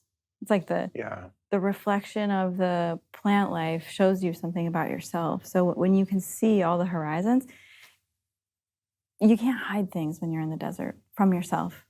It's very like in your face. Not everybody wants to live in the desert because it's so like hot and dry and there's no water and there's no wood and you can't go crawl up on a nice warm piece of moss, soft. You certainly not can't. happening. Yeah. Prickly and pokey. That's interesting. There is a spaciousness about the desert that does beckon introspection. Yeah. There are fewer distractions. Yeah. Yeah. In some ways, I feel that here too in Austin, although it's a little different. It is that kind of spacious awareness. Yeah. So, in terms of my community, there's all of us just sort of converge there at different times. And some of us live together, some just come over for dinner at night. There's a whole kind of mix of people. And then we also have, folks in Singapore, Canada, India, Ireland, so we're also very spread out too. But our self-arising nature center is in Phoenix. And if anyone wants to get a taste of the desert, that's a really beautiful place to come and experience, like the private ceremonies that you and Allison experienced. Highly, highly recommend. And we'll put that in the show notes, you guys, for those traveling to Phoenix or people that live in that area. Again, the show notes is lukestory.com/flowers. So self-arising nature center is what your spot, you brick and mortar there? Yeah. And you guys do those treatments with the acupuncture and the flower? I highly, highly recommend, honestly. I love your products too, but like that was amazing. I would do that shit every week if I lived in Phoenix. It was beautiful. Yeah. Yeah, it's so restorative. But, that's also just, I think, different people have different personalities. I think because I'm super productive and active and just kind of hyper in the way that I work and just busy, super busy, like many people. I loved that because it put me in that drooling on the pillow, theta. That's my favorite. I think if I could like pick my favorite brainwave state, it would be high theta. I like it when your mind's awake but your body's asleep. It's probably why I used to like opiates a lot, because opiates have a lot of side effects, unfortunately, but that's the thing. It's kind of like daydreaming, right? Where like you're not awake and you're not asleep. That's the sweet spot. If I could live like that all the time, I would, but you don't get much done except drooling. But that was like so, oh my God, it was so nice. And Allison had the same experience. It's such a powerful state for being able to dump stuff that you don't need. And how we talk, like turn up the volume on who you are and turn down the volume on the noise, because you are such a kind of subtly attuned, sensitive person. You don't need to be like, whacked over the head with some kind of crazy treatment. It's like you're receiving the subtlety of that information, and it's nourishing you and waking you up in ways that it doesn't have to be this like really extreme, intense thing, right? Because you're attuned to it. I remember working with this fellow who was a vet, and he had been working in the special forces, and had been shot at and stabbed, and bombs going off, and trapped under burning cars, and really, really, really intense, crazy stories. And I watched him go through in one session all of the sort of reliving the memories and unpacking from all of those different injuries in the course of like 2 hours. And at that point, I just started missing him, and and like touching his body where he was feeling it. And he was like describing, oh my God, like I feel it like this, or the knife feels cold, or I'm under the car and it's hot and I can't move because I'm gonna get shot. And, just kept using the flower essences and watched how it's almost like we pulled out those files, from his body system, from his energy system. And you think, if something so subtle and delicate and unseen can pull that level of intensity of trauma out of our energy systems in 2 hours, I mean, maybe you could say it was him. Maybe you could say he was ready for it. Maybe someone else wouldn't be ready for it. But why are we not all using this? For all of our various different types of traumas and experiences that we have in life. Because, I mean, I don't have that level of intensity of experience around violence, for example. And I look at other solutions for veterans and, talk therapy and, oh gosh, we could just save like all that time and money, right? And just like get to the drooling theta state. Totally. Well, there's something to be said for, I mean, I'm sure there's a lot going on energetically, but there's something to be said too, specifically with trauma, the healing that can take place when you truly feel safe and when you feel cared for and held and seen. I mean, that in and of itself, kind of like you were talking about before, just the awareness of the phenomenon of the mind is the thing that unravels it, right? You don't actually have to do anything to fix it. It's just you become aware of it. And I think sometimes with healing, like you described, that is more in the subtle realm, not like drinking 4 cups of ayahuasca and getting blasted off with the elves, the ET elves. And there's a place for that for some people too. But in the subtlety, I think a lot of it has to do with just the safety, when you know that like the energetics of the people in the room are of high intention, right? And that there's a field of integrity and a field of caring, a field of safety. So much magic can happen. And you add in, the energetics of the flowers and the things that you're doing. It makes perfect sense to me. And honestly, this year I came to such a strong conclusion, and probably a lot of your listeners will relate, that I cannot convince anyone of anything. Like, there's no amount of talking I can do, or showing, or pleading, or begging, or, close family members. Sometimes they'll have like a health issue and you want to like maybe share something that you've learned and they don't want to listen, or they choose a different path, let's say. That happened a lot in the past 3 years. Right. Many families have been torn apart for that very reason. So with this kind of new way of, it's not new, actually, it's ancient. The body heals itself, right? If we observe the mind, it unravels itself. If we are in a safe space and we have the right methods and tools and practices and remedies, we can let all of those things dissolve and become liberated or free from the sticky points and the trauma. Then we don't have to do any of the convincing. We don't have to like impose how we feel on anyone. It's like everyone becomes sovereign. Everyone is powerful in their own right to solve their own problems, right? Whether it's now or later, we get to choose. And it's like, oh, well, if I just get as many people, it's so funny to me because this is like what inspired me from my teacher, right? He said, if we can get 3% of the world's population working with flower remedies, and then here I am, like all these years later and all this meditation practice later and all these clients and business and stuff later, I'm like, right, that's all I have to do is get the flower essences into as many hands of people as I can and let them wake themselves up. Let the flowers, and the botanicals and Mother Nature just like work their way through their systems to a point that each sovereign individual awakens on their own accord. Because that's how we do it anyway, right? This is just a little bit of like acceleration dust, sprinkle acceleration dust. Like acceleration. I want to make a product called acceleration dust.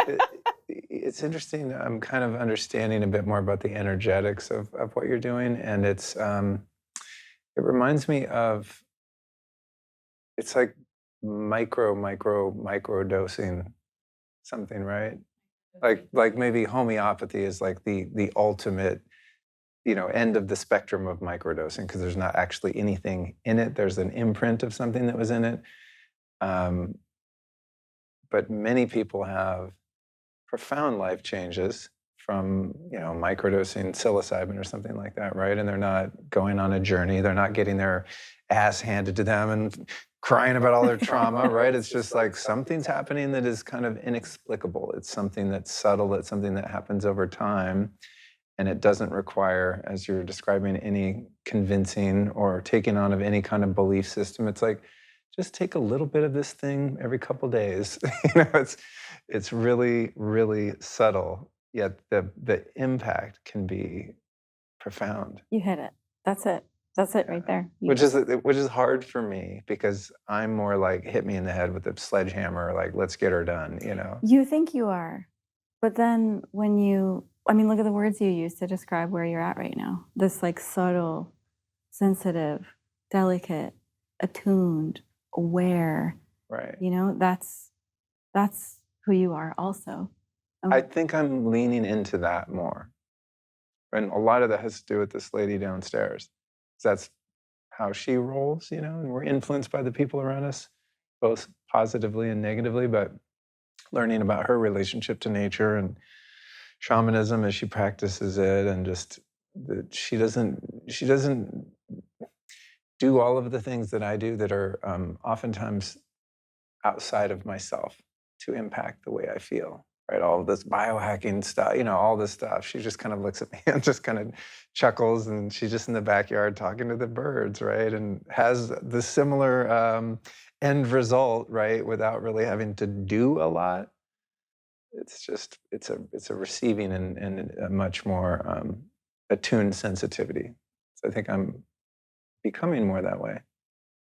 Have you noticed along those lines within yourself, or just people that you have brought into your methodology here and your practices, that as people become more tapped into the subtleties of their beingness, that they become more kind of reclusive and solitary and less outgoing, social, extroverted, and so on?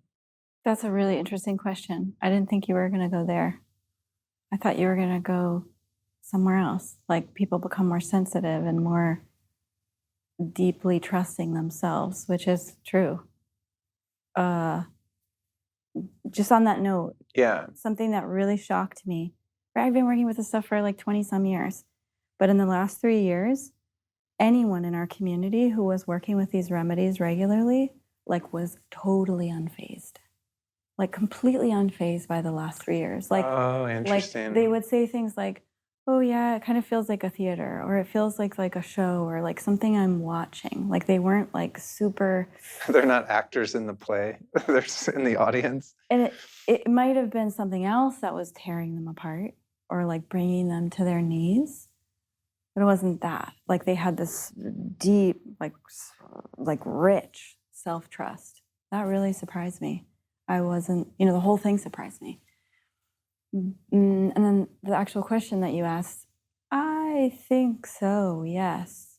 I think it becomes narrower and narrower and narrower, even if I just observe my own self and my community, right? I mean, you just think about when you're young and you can handle parties and loud music and people and drinking and drugs and weird energies, right? And then as you get older or more refined in your practice, I think that is a natural thing to isolate more, because if you are more attuned and sensitive to your environment, you're going to feel, oh, there's a funny energy here. I don't feel right with that. I can't really put a finger on what that is, but I don't feel right. Yeah, that's been my experience. as someone who used to like a lot of, I was just very social, extroverted, doing a lot of speaking and events and stuff like that. And yeah, it's it's really been an adjustment to acclimate to changes that I didn't ask for. It's like I wasn't like, oh, I'm going to become more of an introvert that just wants to stay home and be super, super discerning and picky about the people with whom I associate and so on, and locations that I venture to and whatnot. And I'm like, I've become much more reclusive and very sensitive to crowds and energies and things like that. And I've just equated it to just getting older, and there might be something to that too. But yeah, I wasn't expecting that. It just kind of came, and then would find myself kind of out in a public place and feel like, ugh, just super cagey and like social anxiety and just like, I gotta get the fuck out of here. Could be a great event, great people, and it's just like too much, just too much. I would call that wisdom and awareness. It requires an adjustment though too, because I'm going to go with that wisdom. Yes. The other day, very generously, some friends of ours invited us to go see the comedian Dave Chappelle. And I don't know anything about the comedy industry, so I was imagining in my mind he was probably performing at Joe Rogan's comedy club, The Mothership. A bunch of my friends always go there. I haven't made it out. So I'm like gearing up to be in a comedy club.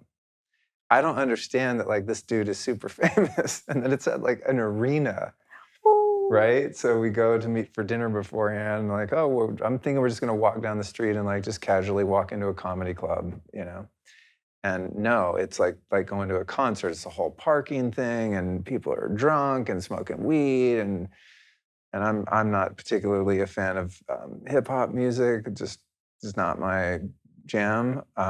Really loud hip hop, rap, and just the whole thing, man. And there's a lot of booze in the place, and it's just an energy I'm not used to being around. And it took everything I could to sit there and just stay calm. I felt so uncomfortable up until the moment he got up on stage, which was like 4 hours into the night or whatever. It's like an opening band and opening comics, and just like afterward, I was like, I was very grateful that our friends brought us and paid for the tickets. I mean, it was really a really beautiful gesture, and I really enjoyed his comedy. He was fucking hilarious. He's a master of his craft, without a doubt. But when we left, walking back to the car to my $75 parking ticket, I told Allison, I was like, I don't know what's going on, but I don't think I can do this anymore. Like, I can't go out in public. You know what I mean? Just like, it's weird, because I used to be all about that life. And it's just, I don't know. Maybe it's your freaking flower essences, Katie, making me too etherically sensitive. Well, but it's important because you value the impermanence of life. Life is short. You have a certain amount of energy and time, right? And you want to do big things with that energy and time, or at least be like preciously aware of it.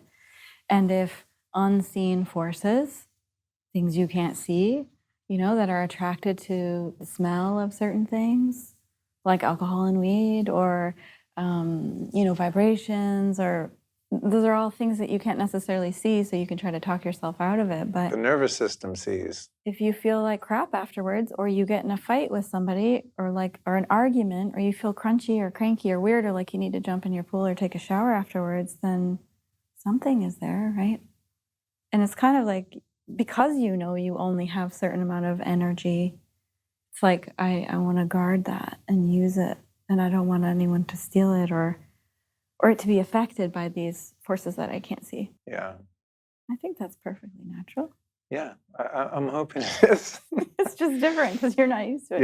Yeah, and it's like I said, it's taken, I don't know, 3 years or so. I mean, some of it might be related to the world events of 3 years, probably not, but it takes a bit of adjusting because you plan things differently, right? It's like, you used to have kind of a modus operandi of how you roll, and then everyone else that is kind of still rolling in that way and expecting you to roll like you always rolled, and now you don't. Now you're at a standstill. You're not rolling at all, or a different kind of rolling to a different place. So it takes a little getting used to adjust to that new type of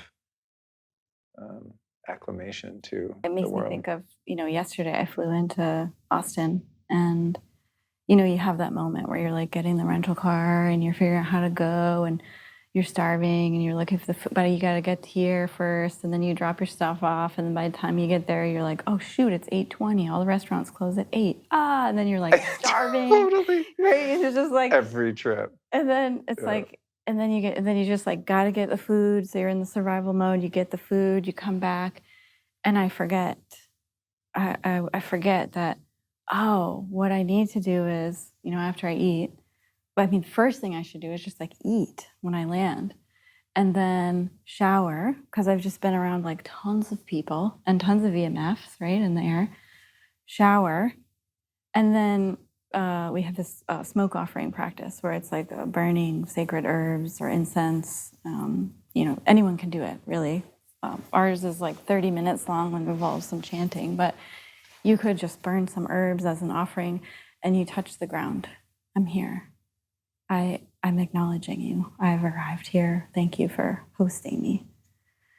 And then this morning I woke up and I did my practices and I was like, why do I forget that I need to just eat, shower, and do the practice immediately and not go to bed, because last night I slept like, that feeling when you feel like you're awake the whole night, but you're actually asleep? You're just like tossing, turning, and you're like half in between, but not in the good in between, like you were talking about. Yeah. Like funky, tossing in between. So I can relate to what you're saying. It makes such a huge difference when you allow yourself to just acknowledge, oh, right, I'm functioning in this world. I'm operating in this way. And when I do it this way, everything goes so smooth. And when I don't, it doesn't go smoothly.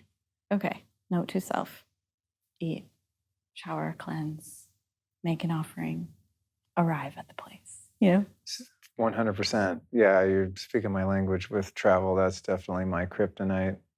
100. I mean, yeah, it's a whole thing. Won't get into it. And this might be a bit of a stretch, but you mentioned EMFs, and I'm like an EMF mitigation fanatic from way back, probably because I seem to be more sensitive to it than most people, unfortunately, but the upside is I get to educate some people about it and maybe catch some people that are sensitive like me and help them. Do you see any application of your flower essences? Again, I know this might be a bit of a stretch, if we can't trust the science on it, but seeing as we're becoming more resilient by integrating these flowers into our lives, do you see any potential for having any assistance with something like EMF sensitivity? Are you kidding me? Oh, it's a thing? Like, how could it not? All right. I mean, go on. Well, like go out into the wild, right? Go out and be in nature. See what happens. I mean, even just spend a couple hours out there. It's not just the oxygen, right? It's all the life force. So what you're doing is you're essentially, even though you're not in nature, you're bringing it in.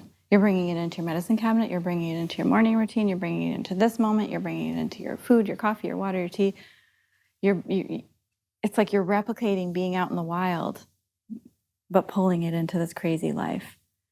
So absolutely. And I can tell you from my personal experience that over the last 20 some years, my personal use has changed dramatically. And I would be willing to bet that it has a lot to do with EMFs.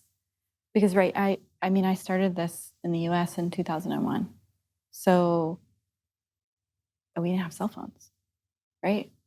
There were very few cell towers. I mean, I didn't have one. We had cell phones, but they would always drop out because there weren't enough towers, which I wish we could go back to that time. Like, I don't care if there's a dead zone. Like, we're so inundated. Like in a city like Austin, there's 5G all over downtown. Phoenix, same thing. Last time we were there, I was like, damn, these guys went off with those small cell towers that are like in the middle of the city, which are the worst ones, incidentally. Yeah, I miss the days when 2001, when there were very few cell towers around. I noticed in those days, I used to take the internal remedies in my mouth a few times a day. One remedy. That was it.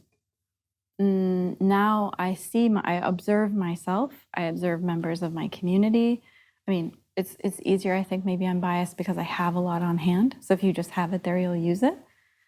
But I'm using it at least every hour. It's in every cup of coffee. It's in every glass of water. I'm spraying myself, putting on the oils. Like it's multiple times a day.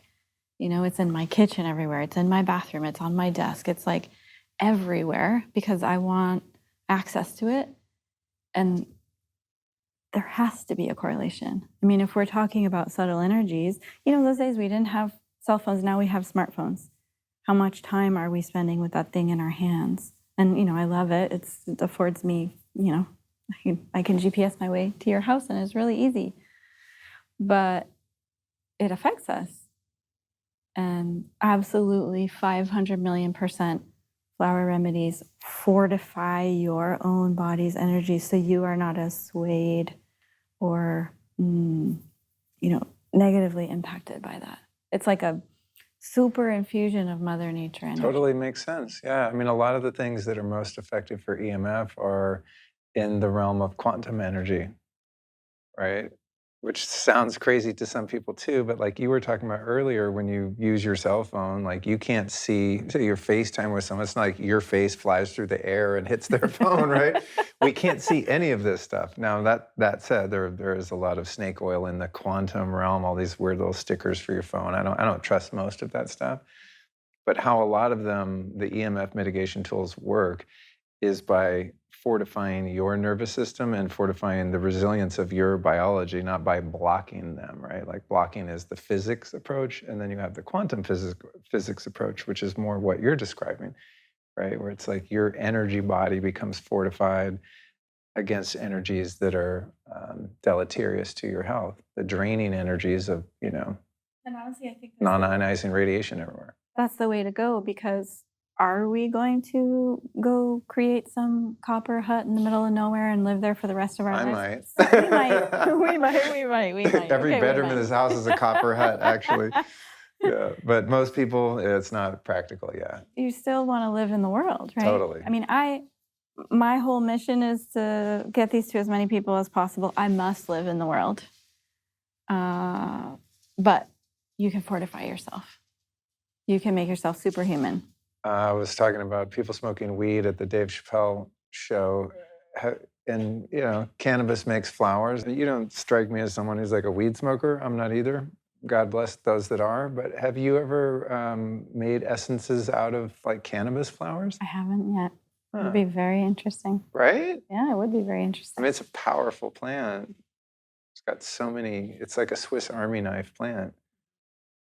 Well, I'm voting that you make one, because I don't use it like in a recreational sense, but I still love the smell of it because I was a huge stoner. So if there was like essential oil of indica or whatever, purple haze, I would be spraying that shit all the time. I love the smell of weed. Yeah. A lot of people have asked me, you know, I probably should make a flower essence of it because so many people are curious about it. I do think it's interesting that we will like gravitate towards one thing. Or, you know, like when we talk about like plant medicine, we'll talk about like 5 different things, and we'll like fixate on those plants when there's, you know, 40,000 flowering species of plants on the planet. That's where my mind is like, whoa, you know, we're over here fixated on these things over here when there's like all this kind of awakening with 40,000 different species over here. Like, we don't even know what's out there and what it can do for us. Right. Yeah. I think about that too with just the terminology around plant medicine. I mean, I think most people today obviously assume that that's some sort of psychedelic experience. But if you look at pharmaceuticals, most of them are mimicry of plants. Aspirin, white willow bark, right? I mean, on and on. I mean, most medicines, you know, opiates, obviously from the poppy. It's like the pharmaceutical industry is essentially just copied and isolated and amplified medicines that have existed forever. They will single out one chemical constituent out of hundreds in a plant, right? So it's like taking Luke's story and just taking like one part out of the 300 parts of you.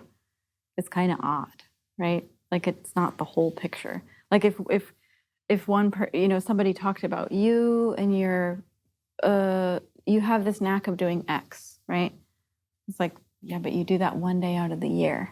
It's not like the whole of you, you know?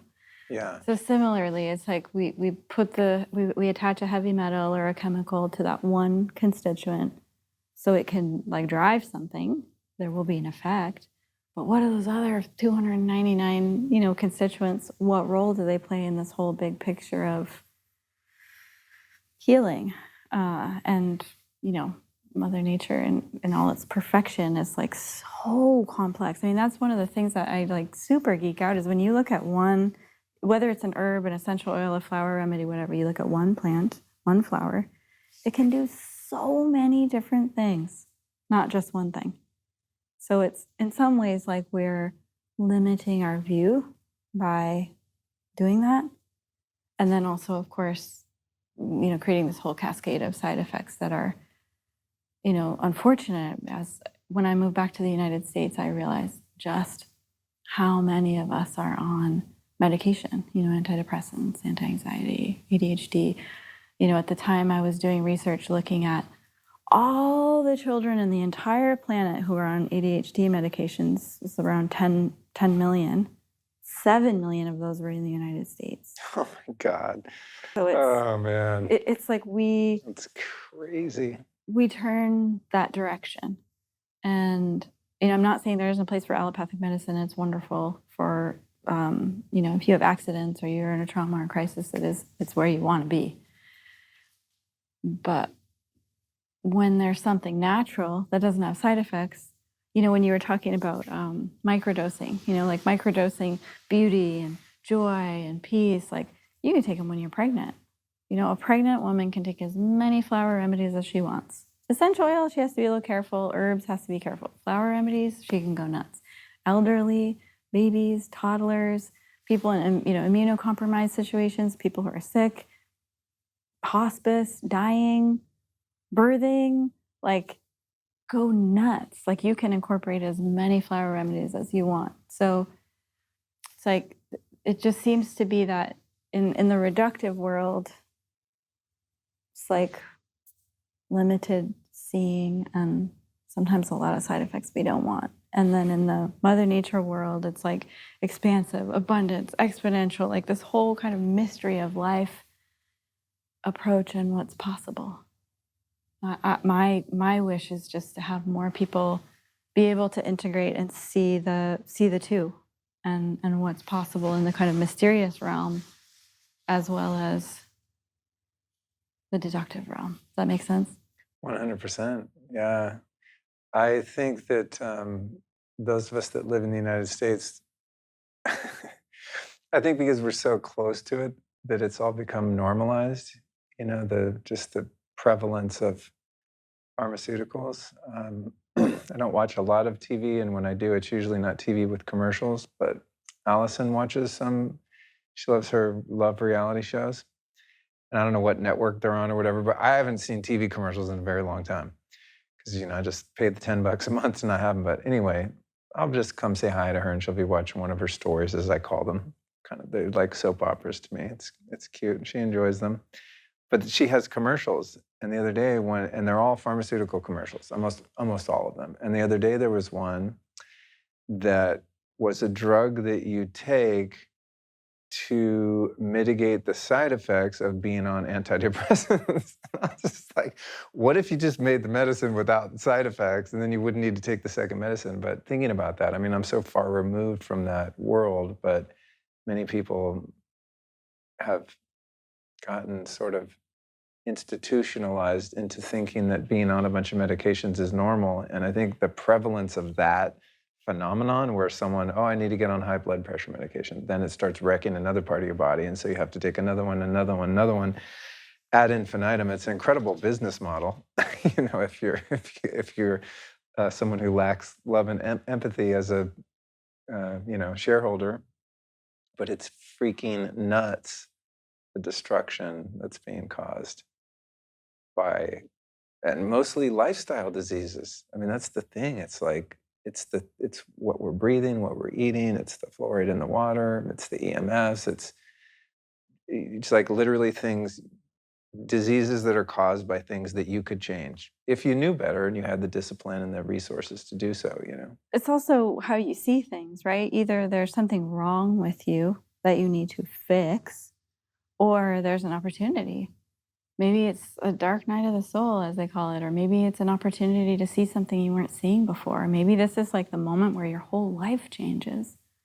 Maybe this is the moment where you like wake up and see something completely new through going through a difficult experience in life versus something's wrong with me, I need to fix it and shut it down.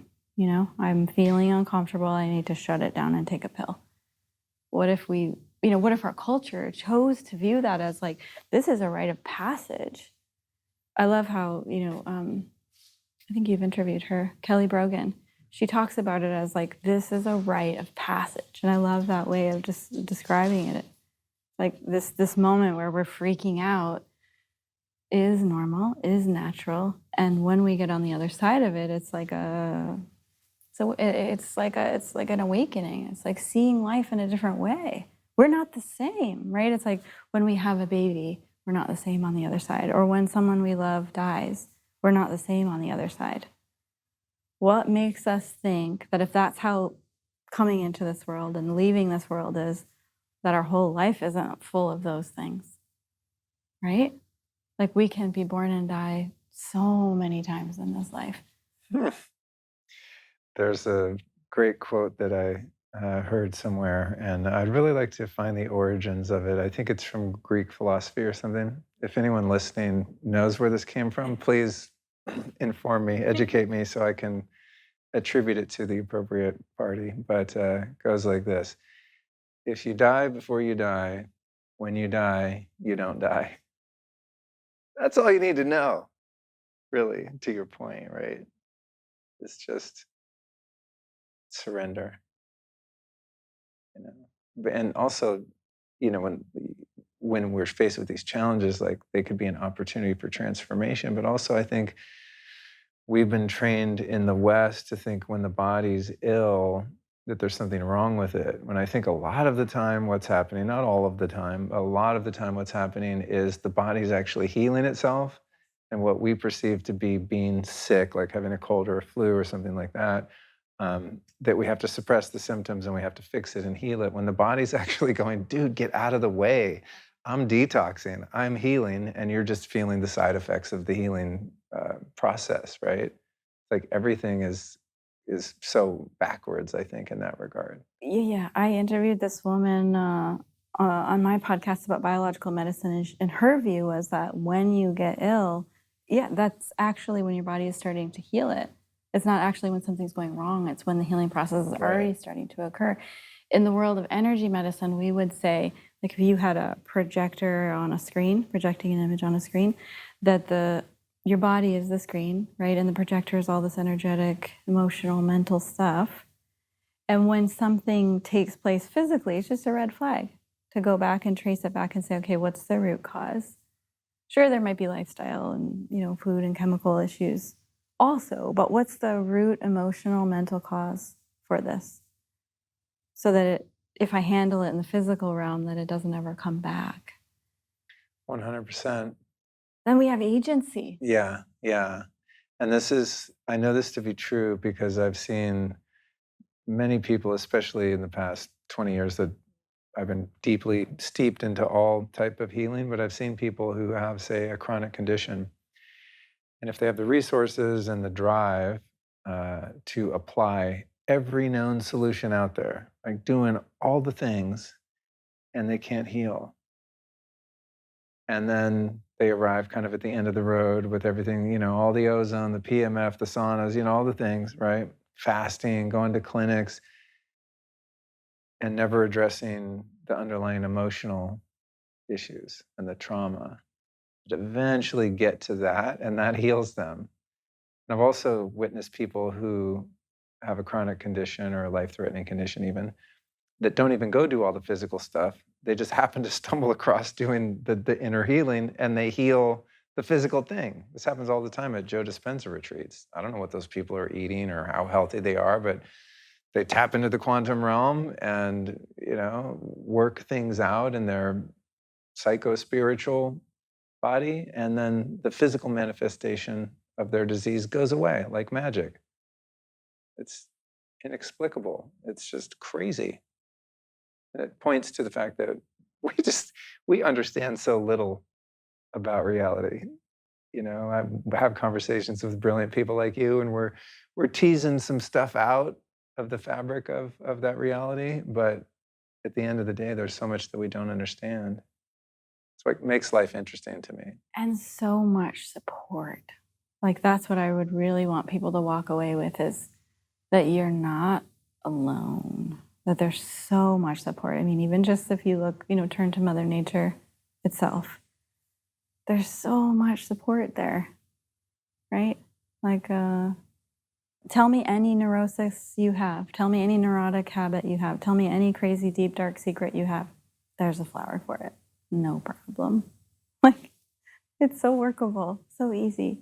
We just like to, punish ourselves and be really hard on ourselves and repress it. And if we can like soften a little more and be open to it and open to exploring, there's so much support, and we can awaken ourselves. We don't necessarily need someone in a white coat to tell us what's wrong with us. We can figure out actually and illuminate what's right about ourselves, and that's a whole lot more fun. Boom. I love it. I think that's a good bow to wrap on the gift of your presence today. If folks go to lotuswei.com/Luke Story and they're like, oh, this is interesting, I've never heard of this, I want to try it, what would you recommend as like a first product for someone? Because you've got the topicals, right? And then you have the sprays and you have the elixirs. Like, what's one that's like a overarching beneficial that someone might notice, and which of those forms would you recommend? Let's say someone like doesn't have a lot of disposable cash flow laying around and they're like, this sounds cool, I just want to try the one thing and see how it feels. I would try the one thing that you will use most often. If you like to take things internally, try the elixir. If you like the yummy smells, do that. It's whatever is going to be, the easiest for you to be reckless with, and like use it up. Don't store it somewhere. Like, use the whole thing up within 3 to 4 weeks, because then you really will feel a difference within 3 to 5 days. We have a quiz. We have like a whole page of quizzes, like, Oh, cool. really basic quiz, a really complicated one, a really fun one, like all kinds of different quizzes. So if you're that kind of person, then you can just see like, what do you need today, and see what the recommendation is. Infinite love, I would say, is a really good place to start, because we're all too hard on ourselves. We could all use a little more love and softness and gentleness. And like, if you use that with like really regularly, after about a week, you see a difference. Like, you notice people being drawn to you, giving you compliments, your loved ones being a lot more affectionate. Or something like joy juice that makes you laugh, like in 5 minutes. You feel it. You feel Really? it. Yeah. I wonder if we have that one here. We probably, Allison, can you hear me? No, she's somewhere. She's probably out in the yard talking to the birds. All right, cool, man. Well, thank you so much for making the time to come in. It's lovely to see you. And I will say I'm kind of bummed we didn't know you, or at least maybe if Allison did, she didn't realize you were in Phoenix, because when we moved here a couple of years ago, they had this big shit show of a storm here, and all the roads were icy and everyone was freaking out. So we stayed in Phoenix for a week. Yeah, we kept checking the weather. We're like, nope, not going to Texas yet. Yeah, and we stayed there, and we were really, it was a nice break, but we were super bored. We were just at some hotel that I selected based on its proximity to cell towers, and it was like kind of out of town a little bit. And we just like sat at the pool every day and thought, man, I wish we knew someone in Phoenix. There you were. Anytime you come to Phoenix, come and visit us. And we have a little condo too that you guys can stay in. What? That's Oh, cool. available, and it's like a stone's throw from the Swan Center. Amazing. That's so cool. I look forward to getting out there and getting another one of those treatments and meeting some more of your people and seeing the ones that I met before again, and driving up to Sedona and playing around. Yeah, that's the cool thing about Phoenix is like you can go to Sedona, but you don't have to live there. Right. Some people like to live there. We tried it. We couldn't hang. I think, yeah, it's kind of like more like it should be a national park. Right. I mean, as far as I know, the indigenous people would kind of go there, have their ceremonies, and then leave. So I think only a certain really strong constitutional person can live there. Yeah, we weren't strong enough.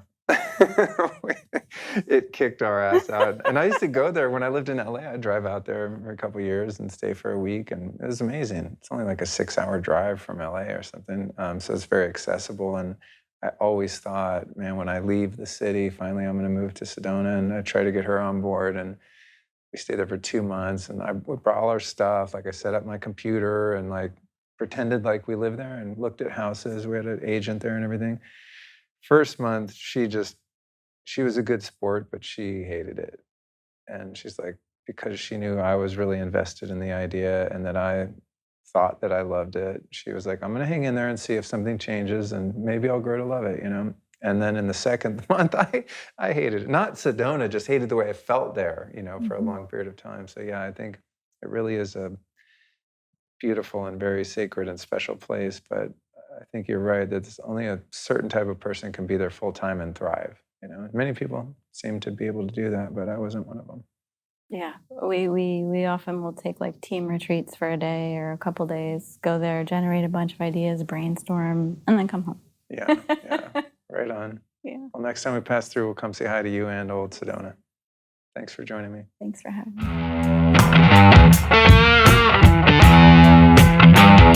me.